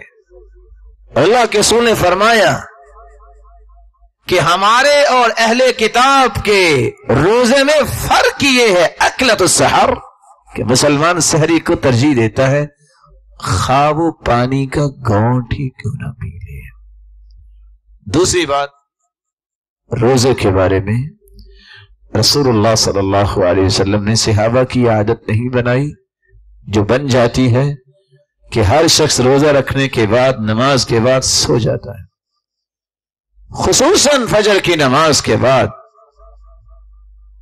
اذکار کرنا اور اپنے آپ کو اشراق کی عادت ڈالنا یہ بہت بڑی نعمت ہے. پورے دن کو کنٹرول کرنے کے لیے روحانی اور جسمانی اس بات کی عادت بنائیے. من صلی الفجر فی جماعہ ثم قعد يذكر الله عز وجل ثم صلى ركعتين حتى تطلع الشمس ثم صلى ركعتين كانت له كأجر حجة وعمرة تامة تامة.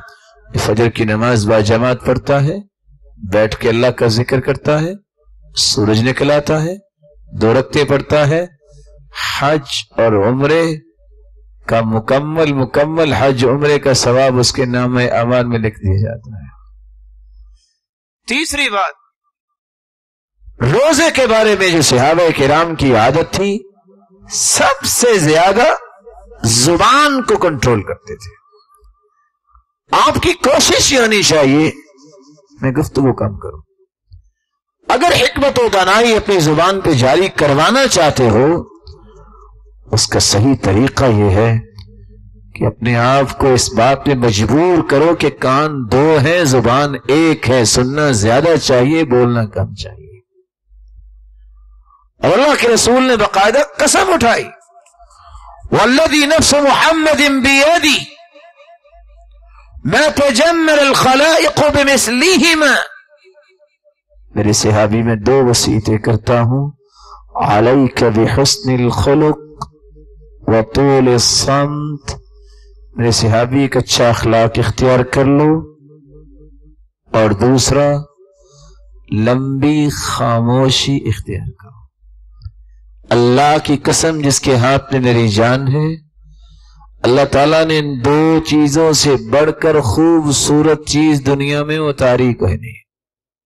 خاموشی ایک ایسی نعمت ہے جس کے بعد معذرت نہیں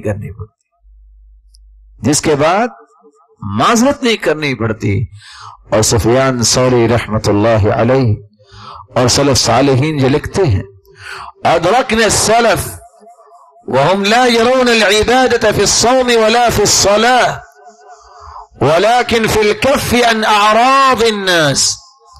ہم نے سلف صالحین کو پایا, صحابہ کو تابعین کو, وہ صرف روزہ رکھنا, بھوکے رہنا, نماز پڑھنے کو روزہ نہیں کہتے تھے. وہ کہتے تھے روزہ اس کا ہے جو لوگوں کی عزتوں سے اپنی زبان کو ملوث نہ کرے, لوگوں کے بارے میں گفتگو نہ کرے. یہی تو ورک شاپ ہے. اپنے بارے میں سوچے. اور کیا یہ اچھا ہو کسی کو اللہ تعالیٰ یہ توفیق دے دے, ایک ڈائری لے لے, اس 30 دن کے کورس کو کس طرح گزارے, لکھے یہ میرے اندر غلطی ہے کیوں نہیں دور ہو رہی, یہ اچھائی آئی ہے میں نے اس کو باقی رکھنا ہے. کمپیریٹیولی یہ چیزیں لکھے اپنی ذات کے لیے, اور حدیث کے الفاظ ہیں طوبى لمن شغله عجوبه عن عجوب الآخرین، طوبى درخت ان لوگوں کے لیے اللہ تعالیٰ نے رکھا ہے جو لوگوں کے عیبوں کو کم ٹٹولتے ہیں، وہ اپنے عیبوں کو ہی ٹٹولتے ہیں، لوگوں کی طرف جانے کی ان کو فرصت ہی نہیں ملتی۔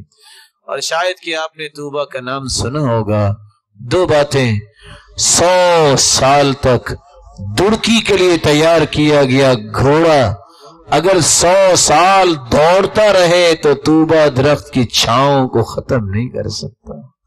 اور میں تو یہ روایت پڑھتا ہوں تو سوچ میں ہی پڑ جاتا ہوں، ٹیکسٹائل کتنی ترقی کر گئی ہے، لیکن حدیث کے الفاظ ہیں سارے جنتیوں کا لباس اگر اللہ تعالیٰ عطا کریں گے تو طوبیٰ درخت کی پتوں اور کونپلوں سے نکلے گا۔ یہ ان لوگوں کے لیے ہے جو لوگوں کے عیبوں کو نہیں ٹٹولتے، اپنے عیبوں پہ توجہ کرتے ہیں، اور یہی بلندی اور عظمت کی نشانی ہے کہ جو اپنے آپ کو بلڈ کرتا رہے۔ کبھی کسی نے دیکھا ہے کہ اپنے مکان کو چھوڑ کے دوسرے کا مکان تعمیر کرنے لگ جائے؟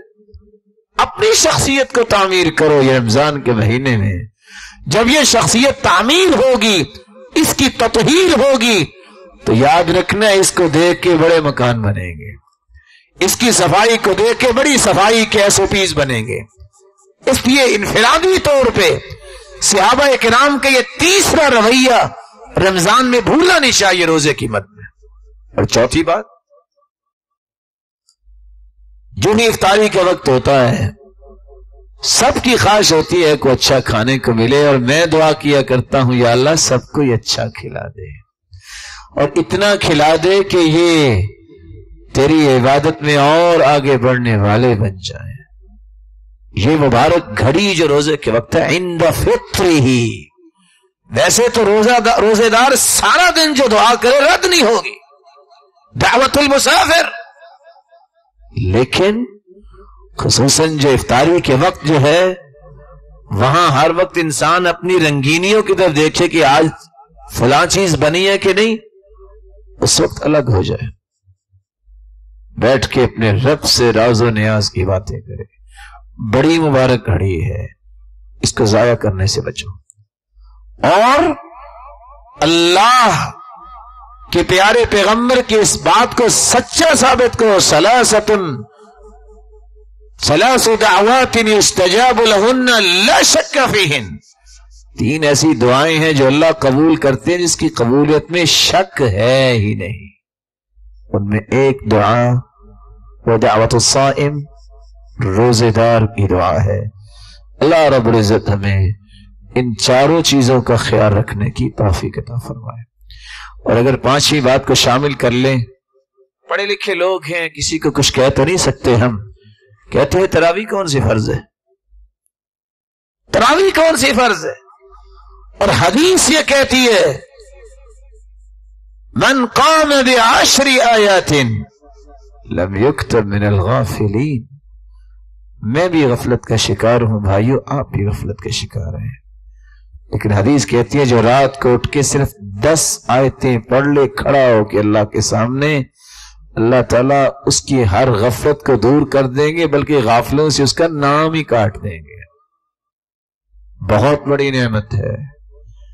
اور حدیث کے الفاظ ہے من صلی مع الامام، جو کسی امام کے ساتھ کھڑا ہو کے پڑھتا ہے نماز، اس سے پتہ چلا کہ اللہ کے رسول ترغیب دے رہے ہیں۔ ثم انصرف، پھر وہ امام کے ساتھ ہی تراویح سے فارغ ہوتا ہے، ساری رات کا قیام اس کا لکھا جاتا ہے۔ غنیمت ہے۔ اور اللہ کے رسول صلی اللہ علیہ وسلم نے لفظ جو بول دیے، میں اس کی طرف توجہ زیادہ دلانا چاہتا ہوں۔ من صام رمضان ایمانا واحتسابا غفر له ما تقدم من ذنبه ومن قام رمضان ایمانا واحتسابا غفر له ما تقدم من ذنبه۔ جو روزہ رکھتا ہے یا قیام کرتا ہے، ایمان تو ہے تو کرتا ہے نا ایسا، لیکن اگلی بات بڑی خوبصورت ہے، احتسابا، ایسے نہیں میں بھوکا رہ رہا، میں نے جنت میں لینا ہے کچھ، اجر ملے گا، ثواب ملے گا۔ آئے گا ایک خوبصورت شکل میں آنے والا قیامت کے دن جب انسان قبر سے نکلے گا، پوچھے گا انت ومن انت وجہک، تیرا چہرہ کتنا اچھا ہے، تو ہو کون؟ کہے گا انا عملک الصالح، میں تیرا نیک عمل ہوں، میں ہی تھا جو تمہیں سخت گرمی میں مجبور کرتا تھا کچھ کھانا نہیں ہے، میں ہی تھا جو تمہیں رات کی طریقے میں کھڑا کرتا تھا، آج تمہیں پریشانی کی ضرورت نہیں، میں تجھے جنت میں لے کے جاؤں گا۔ اس لیے احتساب کہ یہ معاملہ صرف کھانے پینے کو چھوڑنا نہیں ہے، حاضری لگوانی نہیں ہے کہ میں بھی تراویح پڑھتا ہوں، کوئی لگائے حاضری یا نہ لگائے، میرے دل میں یہ ایک درد ہونا چاہیے، اللہ قبول کر لینا، میرے مالک اس کا مجھے اجر دے دینا، اے اللہ مجھے اس کے ثواب سے محروم نہ کرنا۔ رسول اکرم صلی اللہ علیہ وسلم کے صحابہ کا یہ 5واں عمل، توبہ کے بعد دل کی صفائی، روزہ رکھنا، عبادات کی پابندی، اور پھر قرآن مجید کی تلاوت جس میں قیام اللیل ہے۔ رسول اکرم صلی اللہ علیہ وسلم کے صحابہ کا معمول کیا تھا؟ آج قرآن مجید اس کے بارے میں 3 تصور ہیں۔ کچھ تصور یہ ہے مجھے سمجھ آئے نہ آئے میں نے آج ثابت کرنا ہے کہ 10 پارے پڑھے۔ دوسرا تصور واجب ہے قرآن ختم کرنا۔ تیسرا تصور ٹائم ہی نہیں ملتا، کیا کریں، پڑھنا ہی نہیں آتا، لیکن اپنے ڈیوٹی ٹائم جہاں گزارتا ہے وہاں تو یہ ایکسٹرا آرڈنری اپنے آپ کو ایکسپرٹ ثابت کرنا چاہتا ہے، بڑی قابلیت ہے، قرآن ہی پڑھنا نہیں آتا۔ صحابہ کا معمول کیا تھا؟ صحابی اللہ کے رسول کے پاس آئے، کہتے ہیں اللہ کے رسول میں قرآن کتنی دن میں پڑھوں؟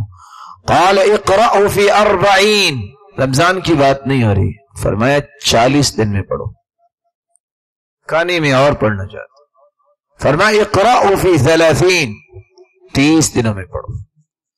کہانی میں اور پڑھنا چاہتا، فرمایا اقرأ فی 25، تیسری روایت میں آتا ہے آپ نے فرمایا 25 دن میں ختم کرو۔ پھر آئے اللہ کی رسول اور پڑھنا چاہتا، قال اقرأ فی 20، 20 دن میں پڑھو۔ کہ اللہ کی رسول اور جی چاہتا ہے، قال اقرأ فی 15، 15 دن میں پڑھ لو۔ کہ اللہ کے رسول اگر اور جی چاہے تو، قال اقرأ فی 10، 10 دن میں پڑھو۔ کہ اللہ کے رسول اور جی چاہتا ہے، فرمایا اقرأ فی 7، 7 دنوں میں قرآن پڑھو۔ رسول اللہ صلی اللہ علیہ وسلم کی 7ویں روایت جو ہے، حدیث کے الفاظ ہیں، جو 3 دن میں سے کم میں قرآن پڑھتا ہے اس نے قرآن کو سمجھا نہیں ہے۔ کچھ لوگوں نے اس کا معنی یہ لے لیا کہ 3 دن سے کم میں قرآن ختم کرنا جائز ہی نہیں ہے۔ مقصود کیا ہے کہ اس نے معانی کا خیال کرتے ہوئے جس نے پڑھا ہے اس کو تو وقت لگتا ہے، اس نے گویا کہ قرآن کی تلاوت کا اجر لے لیا ہے، قرآن کے معانی کو ساتھ لے کے نہیں چلا۔ اس سے قطعاً یہ مقصد نہیں ہے کہ وہ 3 دنوں سے پہلے قرآن ختم نہیں کر سکتا۔ اس لیے سلف صالحین یہ 7 روایتیں اگر کسی مسلمان کو یاد رہیں، یہ رمضان کی بات نہیں، عام معمول یہ ہے کہ 40 دن سے زیادہ نہیں گزرنے چاہیے، قرآن ختم ہونا چاہیے۔ رسول اکرم صلی اللہ علیہ وسلم کے صحابہ زہری بیان کرتے ہیں، ابن رجب لکھتے ہیں کان اذا دخل رمضان قال فانما هو تلاوة القرآن، جب رمضان شروع ہو جاتا، امام بخاری کے استاد ہیں امام زہری، کہتے بس اب آج کے بعد 1 مہینے تک میں کلام آپ سے نہیں کر سکوں گا زیادہ، اب میں اپنے رب سے کلام کرنا چاہتا ہوں۔ جب بھی دیکھتے وہ قرآن پڑھتے نظر آتے۔ حالت یہ ہے، کان مالک اذا دخل رمضان یفر من قراءة الحدیث، امام مالک جب رمضان شروع ہوتا تو حدیث بھی نہ پڑھاتے۔ کیوں؟ کیا کرتے؟ وَمُجَالَسَةِ أَهْلِ الْعِلْمِ، لفظوں پہ غور کیجیے، اہل علم کے ساتھ بھی وہ نہ بیٹھتے مذاکرہ کرنے کے لیے حدیث کا، بلکہ کیا کرتے؟ وَأَقْبَلَ عَلَى تِلَاوَةِ الْقُرْآنِ مِنَ الْمُصْحَفِ، قرآن کو کھول کے وہ تلاوت کرتے، اور اسی کو ان کا معمول بنانا تھا۔ اور کسی نے جب پوچھا کہ آپ کھول کے تلاوت کرتے ہیں یاد نہیں ہے، تو وہ روایت پیش کیا کرتے تھے، من سرہ ان یحب اللہ ورسولہ فلیقرأ فی المصحف، جو چاہتا ہے اللہ اور اس کے رسول کی محبت اس کے دل میں پیدا ہو جائے اور وہ اللہ کا محبوب بن جائے، اسے قرآن کھول کے پڑھنا چاہیے، اسے قرآن کھول کے پڑھنا چاہیے۔ سلف صالحین کا یہ رویہ رہا ہے۔ عبد الرزاق بیان کرتے ہیں، كان سفيان الثوري إذا دخل رمضان ترك جميع العبادة وأقبل على قراءة القرآن۔ سفیان ثوری جب رمضان شروع ہوتا باقی ساری عبادتیں چھوڑ دیتے، کہتے سب سے بڑی عبادت میں نے کرنی ہے تو قرآن ہی پڑھنا ہے۔ رسول اللہ صلی اللہ علیہ وسلم کے صحابہ کے معمولات بھی یہی تھے۔ كان الأسود يقرأ القرآن في كل ليلتين، اسود ہر 2 راتوں میں ایک قرآن مکمل کیا کرتے تھے، من رمضان، رمضان کی راتوں میں۔ حیرانگی کی بات یہ ہے، كان قتادہ يختم كل 7 دائما، وفي رمضان في كل 3، وفي العشر الأواخر كل ليلة۔ قتادہ عام مہینوں میں 7 دن میں قرآن مکمل کرتے، رمضان کے پہلے 20 دن میں ہر 3 دن کے بعد قرآن ختم کرتے، اور آخری عشرے میں ہر رات قرآن ختم کرتے۔ رسول اللہ صلی اللہ علیہ وسلم نے اپنے صحابہ کی تربیت یہی کی تھی۔ حیرانگی کی بات ہے، کبھی کبھی ہم سوچا کرتے تھے اور پڑھتے وقت بھی پریشان ہوتے تھے کہ عثمان رضی اللہ تعالیٰ عنہ ایک رات میں 2 قرآن کیسے ختم کر لیتے؟ رات اگر سردی کی ہو اس وقت پڑھ کے گزر جاتے تھے، آج سمجھ آتی ہے کہ ہو سکتا ہے۔ اور شاید آپ نے سنا ہو مولانا باقر صاحب کا نام، انہوں نے سب کے سامنے بیٹھ کے 3.5 گھنٹے میں قرآن سنا دیا تھا، اور طریفی کہتے ہیں کہ ہمیں یقین نہیں آتا تھا کہ ایک رات میں قرآن کیسے مکمل ہوتا ہے، اتنی مدت انسان پڑھ کیسے سکتا ہے؟ اب یقین آ گیا ہے۔ پوچھا اب کیسے؟ کہا جب انسان کے جسم کے ریشے ریشے میں کسی چیز کی محبت آ جاتی ہے، وہ 6-8 گھنٹے وہاں سے حرکت ہی نہیں کرتا۔ آج فیس بک کے شدائی 8 گھنٹے بیٹھے رہیں، نہ ان کو پتا ہوتا ہے صبح ہوئی ہے، نہ ان کو پتا ہوتا ہے شام ہوئی ہے، بیٹھے ہی نظر آتے ہیں۔ صحابہ کرام کا معمول قرآن کی تلاوت۔ اور میں بڑے ادب سے یہ گزارش کروں گا، اے روشن ضمیرو، بہت مبارک وقت آ گیا ہے، تمہیں اگر قرآن کی کوئی صورت یاد نہیں، عہد کرو اس رمضان کا اور پچھلی میری زندگی کے رمضانوں کا کچھ فرق ہونا چاہیے۔ پہلے اکیلی تلاوت کرتے ہو، تلاوت بھی بڑھاؤ، پھر ترجمہ ساتھ پڑھو، اور قرآن کی آیت بھی یاد کرو۔ اگر ہر روز نماز کے وقت 5 آیتیں بھی یاد کر لیں تو 30 دن میں کتنی آیتیں یاد ہو جائیں گی؟ کم از کم اتنا تمہیں یاد ہو جائے گا میرے معزز بھائیوں کہ بقیہ سارا سال اٹھ کے کو 8 رکھتے، اگر پڑھنے کی اللہ توفیق دے دے تو پڑھنے کی کوئی چیز تو یاد ہوگی، اور اللہ تعالیٰ آپ کو اس سے بھی زیادہ ہمت اور توفیق سے نوازے۔ 7ویں چیز جو رمضان میں ہمیں کرنی ہے وہ اللہ کے رسول صلی اللہ علیہ وسلم کا فرمان ہے۔ آپ کا طریقہ مبارک تھا، جب آپ رمضان میں داخل ہوتے، کان النبی صلی اللہ علیہ وسلم اجود الناس وکان اجود ما یکون فی رمضان۔ آپ سخاوت تو رمضان سے پہلے بھی کیا کرتے، زندگی کا اصول اللہ کے رسول کا یہ تھا، آپ نے کبھی کسی کو لا نہیں کہا، انکار نہیں کیا، ہوتا دے دیتے، نہ ہوتا کہتے اللہ خیر فرمائیں گے، انکار نہیں کیا۔ لیکن رمضان میں تو اس طرح آپ صدقہ خیرات کرتے کر ریح المرسلہ، جب تیز ہوائیں چلے تو کوئی گھر بچتا ہے جہاں ہوا نہ پہنچے؟ کر ریح المرسلہ، آپ صدقہ اور زکوٰۃ اس طرح لوگوں میں تقسیم کرتے اللہ کی رضا حاصل کرنے کے لیے۔ اس ضمن میں چند لمحات آپ سے لینا چاہوں گا۔ صحابہ کرام کی عادت تھی، وہ 3 باتوں کا خیال رکھتے جو آج ہم نہیں رکھتے۔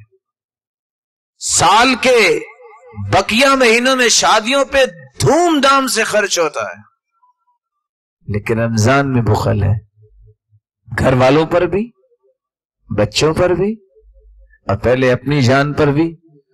مہنگے سے مہنگے کھانے آ سکتے ہیں، رطب کھجور کیوں نہیں ہم خریدتے؟ کیونکہ شعور نہیں ہے۔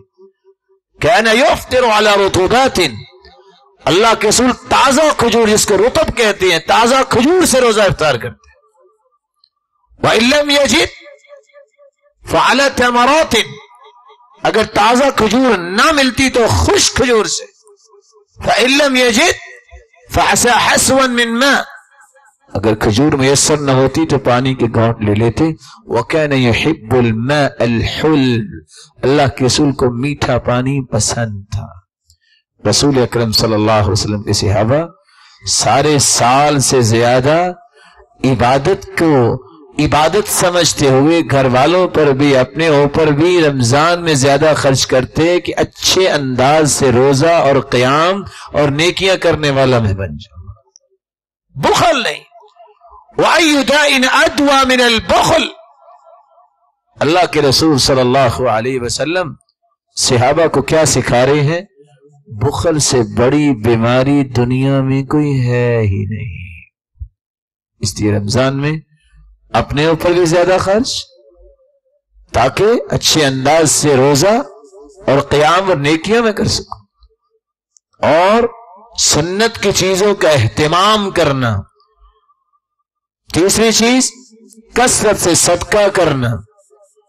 جو لوگ رمضان میں زکوٰۃ دیتے ہیں، اور ہوتا کیا ہے؟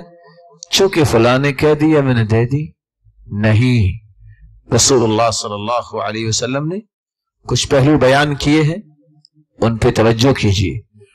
آپ جانتے ہیں کہ 8 مصارف ہیں زکوٰۃ کے، ان 8 مصارف سے الگ کسی اور مصرف میں زکوٰۃ خرچ نہیں کرنی چاہیے۔ انما الصدقات للفقراء، فقیروں پر، والمساکین، مسکینوں پر، والعاملین علیہا، جو ان چیزوں کا اہتمام کرنے والے ہیں ان کی تنخواہیں، والمؤلفۃ قلوبہم، جن کی تالیف قلب مقصود ہو کہ وہ اسلام کے قریب آ جائے، وفی الرقاب، کسی کی گردن آزاد کرنا۔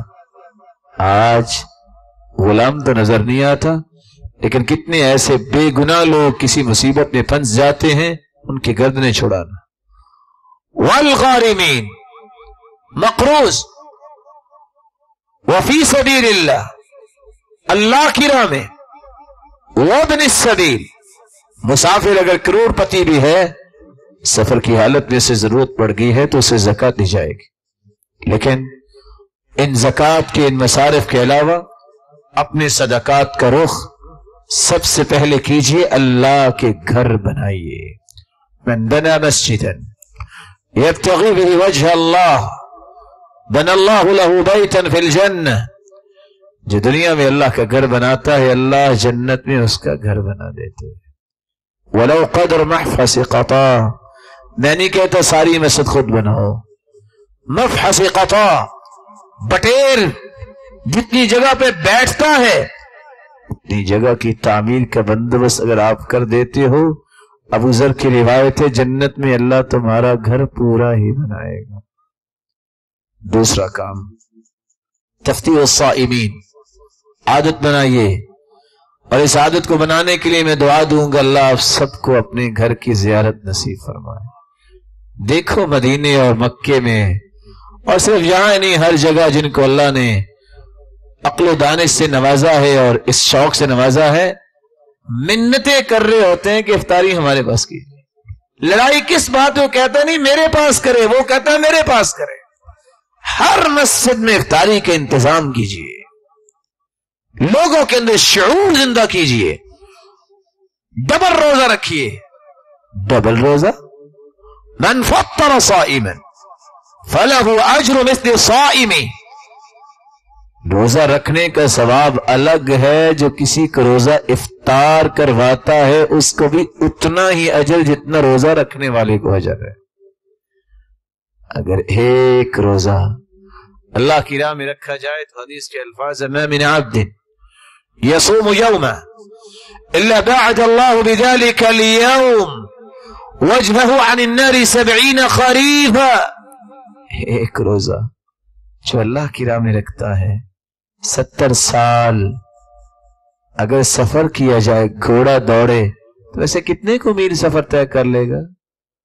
ایک گھوڑا اگر 120 میل کی رفتار سے دوڑایا جائے، ویسے تو زیادہ دوڑ سکتا ہے، تو ویسے 70 سال اگر گھوڑا دوڑتا رہے تو کتنے میل سفر کرے گا؟ کبھی کبھی کیلکولیٹر کو لے کے اس لیے بھی جمع تفریق کر کے دیکھا کرے حدیث کیا کہہ رہی ہے، یہ انگلیاں لگانا بھی اجر ثواب کا باعث بن جائے گا۔ جتنا سفر 70 سال میں ہوگا، اللہ قیامت کے دن ایک روزے کی وجہ سے جہنم سے مومن کو اتنا دور کر دیں گے۔ اس لیے روزہ رکھیے بھی اور افطاری کرنے کا شوق بھی پیدا کیجیے۔ کفالۃ الیتیم، موقع ہے معاشرے کے اندر پسی ہوئی انسانیت، ایسے لوگ جن کے والد دنیا سے رخصت ہو گئے، یتامہ، یتیموں کی کفالت کی ذمہ داری لیجیے۔ اس یتیم کو میں پڑھاؤں گا، اس یتیم کو میں کھانا دوں گا۔ رسول اللہ صلی اللہ علیہ وسلم کا فرمان ہے، انا وکافر الیتیم، میں اور یتیم کی کفالت کرنے والا قیامت کے دن جنت میں اس طرح اکٹھے کھڑے ہوں گے جس طرح یہ 2 انگلیاں ہیں۔ ایک شخص آیا، شکا الیہ قسوۃ قلبہ، کہا میں بہت کوشش کرتا ہوں، میرا دل بڑا پتھر ہے، یہ ملائم نہیں ہوتا، اللہ کے رسول کیا کروں؟ فرمایا وامسح رأس الیتیم، تم یتیم کے سر پہ پیار دو، اس کی کفالت کرو، اللہ تیرا دل نرم کر دے گا۔ اپنی اصلاح بھی کرنا چاہتے ہو، یتیموں کی کفالت کرو۔ جنت میں اللہ کے رسول کا ساتھ چاہتے ہو، جس طرح یہ 2 انگلیاں ہیں، یتیموں کی کفالت کا بندوبست کرو۔ کفالت الارامل والمساکین، ایسی عورتیں جو نیک ہیں، صالحہ عورتیں، لیکن اولاد کی پرورش ان کے کندھوں پہ آ گری، خامد سر پہ نہیں، لوگوں کے اندر شعور نہیں، خون سفید ہو گیا ہے، بڑا مال ہے لیکن بے وگان، وہ بیچاری عورتیں، ان کا خیال کسی کا نہیں ہے۔ الساعی علی الارملۃ والمسکین کالمجاہد فی سبیل اللہ وکالقائم الذی لا یفطر وَكَالصَّائِمِ الَّذِي لَا يُفْطِرُ، صحیح بخاری اور مسلم کی روایت کا وزن کیجئے، کتنا ویٹیج ہے اس حدیث کا۔ وہ بیوہ عورت جس کے سر پہ کوئی نہیں ہے، وہ مسکین جو ضرورت مند ہے، اس کے لیے کوشش کرنے والا، ساعی، مال دینے والا نہیں کہا، وہ تو اس سے بڑے کمال کا آدمی ہے۔ کوشش کیا ہے؟ گرمی کا موسم ہے، اے سی آن کیا ہوا ہے، سکون سے بیٹھا ہے، موبائل پکڑتا ہے، 2 نمبر ملائے، السلام علیکم محترم بھائی، فلاں گھر اس لائق ہے کہ اس کی مدد کی جائے، گنتی کے چند کلمات، میسج لکھا، فارورڈ کر دیا، واٹس ایپ پہ شیئر کر دیا، ٹویٹر پہ شیئر کر دیا، میل بھجوا دی، کوئی ایسا طریقہ۔ یہ سارے ٹولز کیوں اللہ نے اپلیکیشن دیا؟ فائدہ لو، سعی، کوشش کیے۔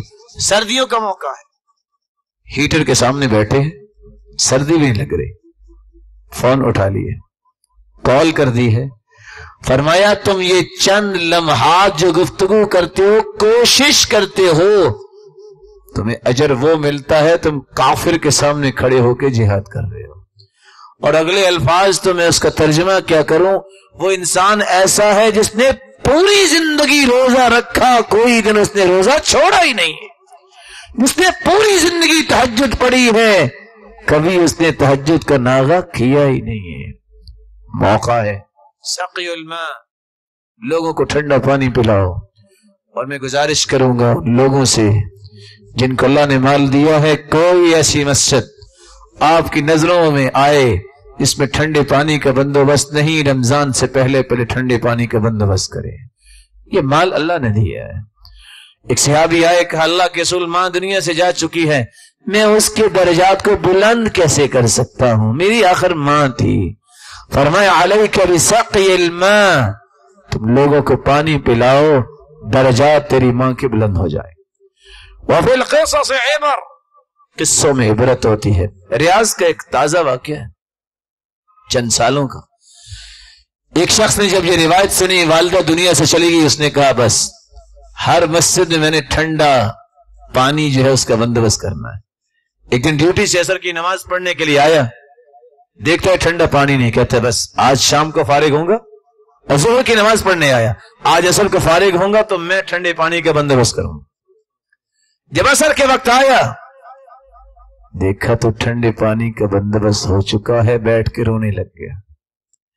امام کہتا ہے کیوں رو رہے ہو؟ کہا افسوس رو رہا ہوں کہ یہ قسمت میں نہیں تھی کہ میں نیکی کرتا۔ کہا پریشان کیوں ہو، تمہیں پتا یہ کون لگوا کے گیا؟ یہ تیرا بیٹا ہی تو لگا کے گیا ہے۔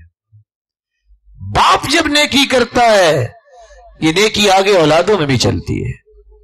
مسجدوں کے اندر ٹھنڈے پانی کا بندوبست کریں، لوگ آئیں، آ کے نماز پڑھیں، دعائیں دیں تمہیں، اور سکون سے عبادت کریں۔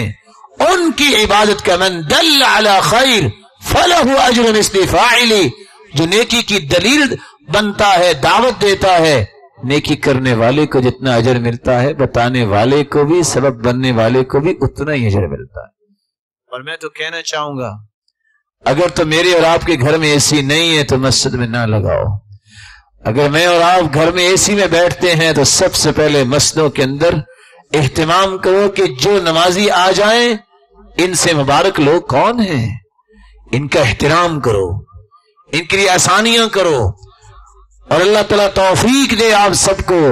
کبھی جاؤ عرض حجاز میں، نماز ظہر کی ہونی ہے، 2 گھنٹے پہلے اے سی چل رہا ہے کہ آنے والوں کو کوئی تکلیف نہ ہو۔ شام عشاء کی نماز پڑھنے آتے ہیں، عشاء کو تراویح پڑھنے آتے ہیں، ہر بندے کے سامنے پانی ٹھنڈے کی بوتل پڑی ہے، اس کو اٹھ کے باہر نہ جانا پڑے، اس کی کوئی رکعت نہ رہ جائے، یہاں سے پکڑ کے پی لے۔ یہ شعور زندہ ہو تب یہ کام ہوتے ہیں۔ میرے معزز بھائیوں، ایک بھولا ہوا سبق اداء الدیون۔ کتنے سفید پوش پہلی صف میں بیٹھنے والے، نیک لوگ، اچھے اخلاق والے مقروض ہیں۔ کوئی شخص اس بات پہ توجہ کرنے کے لیے تیار ہی نہیں، وہاں دیں گے جہاں نام بن جائے۔ سفید پوشوں کی سفید پوشی پہ پردہ ڈالنا یہ بہت بڑی نعمت ہے، اور حدیث کے الفاظ ہیں، رسول اللہ صلی اللہ علیہ وسلم نے فرمایا من نفس عن غریمہ او محا عنہ کان فی ظل العرش یوم القیامہ، جو کسی کا قرض معاف کر دے یا کسی کا قرض اتار دے، جس دن کوئی سایہ نہیں ہوگا، اللہ اس کو اپنے عرش کا سایہ نصیب فرمائے۔ جو کسی کے لیے آسانی کر دے، جس دن ساری دنیا کے قدم اکھڑ رہے ہوں گے، اللہ اس کے قدم جنت میں جما دیں گے۔ قرض اتاریے، اور خصوصاً وہ لوگ جن کو آپ جانتے ہیں لیکن ان کی زبان گنگ ہے، حیا ہے ان کے اندر عزت نفس ہے، ان کی عزت نفس کو پامال نہ کیجیے، ان کی عزت سے مت کھیلیے، ان کے یہ بوجھ اتاریے۔ رسول اللہ صلی اللہ علیہ وسلم کے صحابی ابو الیسر کیسے کمال کے صحابی تھے، جب ان کے پاس کوئی آتا، مال ہوتا تو دے دیتے، نہ ہوتا تو کہتے اکتب علی سجلا، تم لکھ لو کہ میں نے تیرا قرض دینا، ہمیں تمہیں بعد میں دے دوں گا۔ اور جب یہ حدیث سنی کہ قیامت کے دن اللہ تعالیٰ ایسا انعام دیں گے، تو وہ بلاتے جس سے قرض دیا ہوتا تھا، کہتے ادھر آؤ، یہ تیرا وہ سک ہے، میں اس لیے اس کو چیر کے پھینک رہا ہوں کل قیامت کو اللہ کے عرش کا سایہ لوں گا. جنت میں قدم رکھنا ہے. لیکن ہم ایسے بادشاہ ہیں، قرض تو دور کی بات، ہم نیوندروں کے بڑے بڑے لمبے کھاتے رکھے ہوئے ہیں. اور صحیح بخاری کی روایت سناتا جاؤں، العائد فی ہبتہ کالکلب یعود علی قیئہ، تحفہ دے کے واپس لینے والا ایسا ہے جیسے کتا قے کر کے دوبارہ چاٹ لے. ولیس لنا مثل السوء، یہ بری مثالیں ہمارے لیے نہیں، اللہ کے رسول کا فرمان ہے. سب سے پہلے یہ نیوندروں کی کاپیاں جو ہیں جلائیے، تم نے اللہ کے لیے دیا تھا، کسی کی مدد کی تھی. یہ بوٹی دے کے بکرا دینے کی خواہش مومن کی تو نہیں ہوتی. تو بڑے ستی قسم کے لوگ ہوتے ہیں، بڑے عجیب سے لوگ ہوتے ہیں، دے کے پھر لینے کی خواہش. رسول اللہ صلی اللہ علیہ وسلم نے مسلمانوں کو یہ بات بھی سمجھائی، تم قرآن مجید کی تعلیم، علم کو پھیلانے کے لیے خرچ کرو. سبع یجرى للعبد بعد موته وهو في قبره، 7 ایسے عمل ہیں، بندہ قبر میں پڑا ہوگا، مٹی میں ہے، لیکن اجر اس کو پہنچ رہا ہے. من علم علما، جو لوگوں کو علم سکھا دے، ونشرہ، علم کی نشر و اشاعت کا سبب بن جائے، خود علم نہیں سکھا سکتا، علم والوں کے ساتھ کھڑا ہو جائے، کتابیں پرنٹ کروائے اور لوگوں تک یہ دین کی بات پہنچائے. کتنے مبارک ہیں یہ لوگ جو اسی مقصد کے لیے آپ کو جمع کرتے ہیں. اللہ تعالیٰ ان کی زندگیوں میں برکت فرمائے. او ورث مصحفا، یا قرآن مجید کا نسخہ اگر وہ کسی مسجد میں رکھوا دے، چھوڑ دیتا ہے بطور وراثت. او بنا مسجدا، یا مسجد بنائے. او بیتا لابن السبیل بنا، وہ مسافروں کا گھر بناتا ہے. او صدقتا اخرجها فی صحتی و حیاتی، صدقہ نکالتا ہے صحت کی حالت میں اور زندگی کی حالت میں. او غرس نخلا، یا وہ درخت لگا دیتا ہے. ان کاموں کی طرف بھی توجہ کیجیے. رسول اللہ صلی اللہ علیہ وسلم کی آخری بات کو پیش کر کے میں بات کو ختم کرنا چاہوں گا. ہر وہ پہلو، ادخال السرور فی قلب مسلم صدقہ، مسلمانوں کے دل میں خوشی پیدا کرنا، ان پہلوؤں کو اختیار کیجیے. اور رسول اللہ صلی اللہ علیہ وسلم نے فرمایا، وَلَأَنْ أَمْشِي مَعَ أَخِي وَأَقْضِيَ لَهُ حَاجَتَهُ أَحَبُّ إِلَيَّ مِنْ أَعْتَكِفَ شَهْرًا فی هذا المسجد. مسجد نبوی 1 مہینہ اعتکاف کرنے والے اللہ کے رسول. 3 کام. اللہ کے رسول اگر 1 مہینہ اعتکاف کرے اور مسجد نبوی میں کرے، اس میں لیلۃ القدر بھی ہے. فرمایا اس سے زیادہ پیارا عمل مجھے یہ لگتا ہے کہ میں کسی مسلمان کی خیر خواہی کے لیے اس کے ساتھ چلوں اور اس کی ضرورت کو پورا کروں. 10ویں بات، تلک عشرۃ کاملہ، الدعاء، کثرت سے دعائیں کریں، خصوصاً جب اذان ہو، جماعت کھڑے ہونے تک. الدعاء بین الاذان والاقامۃ لا ترد، دعا رد نہیں ہوتی. سحری کے وقت دعا کریں، افطاری کے وقت دعا کریں. لا يبدل التقدیر الا الدعاء، دعا تقدیر کو بھی بدل دیتی ہے. فرمایا دعا جو ہے یہ مومن کا اسلحہ ہے، دعا یہ عبادت کا مغز ہے. کثرت سے دعا کرو. ان الدعاء ينفع مما نزل ومما لم ينزل فعليكم عباد اللہ بالدعاء. دعا سے تکلیفیں دور بھی ہوتی ہیں، بلائیں ٹلتی ہیں، اور آنے والی بلاؤں کو بھی اللہ ٹال دیتے ہیں. 3 چیزوں میں سے ایک انعام ملتا ہے، یا اللہ فوراً دعا قبول کر لیتے ہیں، یا اللہ تعالیٰ کو مصیبت ٹال دیتے ہیں، یا اللہ تعالیٰ اس کو ذخیرہ کر لیتے ہیں آخرت کے لیے، اور ایک پہاڑ کی شکل میں نام اعمال میں آئے گا. اللہ رب العزت ہمیں ان باتوں کو اپنی زندگی میں اتارنے کی توفیق عطا فرمائے. جو روحانی یا جسمانی بیمار ہیں، اے اللہ ان کی بیماریوں کو شفاؤں میں بدل دے. جو کسی مصیبت میں ہے، اللہ ان کی مصیبت کو خوشیاں بنا دے. صاحب اولاد ہیں، ان کی اولادوں کو نیک بنا، دست بازو بنا، آنکھوں کی ٹھنڈک بنا، صدقہ جاریہ بنا. بے اولاد کی جھولیوں کو بھی بارونق بنا دے۔ اے اللہ جو صاحب مال ہیں ان کے مال میں برکت فرما دے، فتنوں آزمائشوں سے بچا، بے روزگار کو بھی تونگر بنا، مقروض کے غیبی خزانوں سے مدد فرما۔ اے اللہ جتنے یہ بات سن رہے ہیں اور بیٹھے ہیں سب کو عزتوں، رحمتوں، راحت اور برکتوں سے نواز۔ اے اللہ جو خیر کی چابی بنے ہیں، اے اللہ تو ان کے جنت میں گھروں کو آباد فرما۔ مولا کریم جتنے بیٹھے ہیں سب پہ آگ کو حرام کر دے، سب کو ایمان کی حالت میں اپنے پاس بلا اور سب کو جنت الفردوس میں جمع فرما۔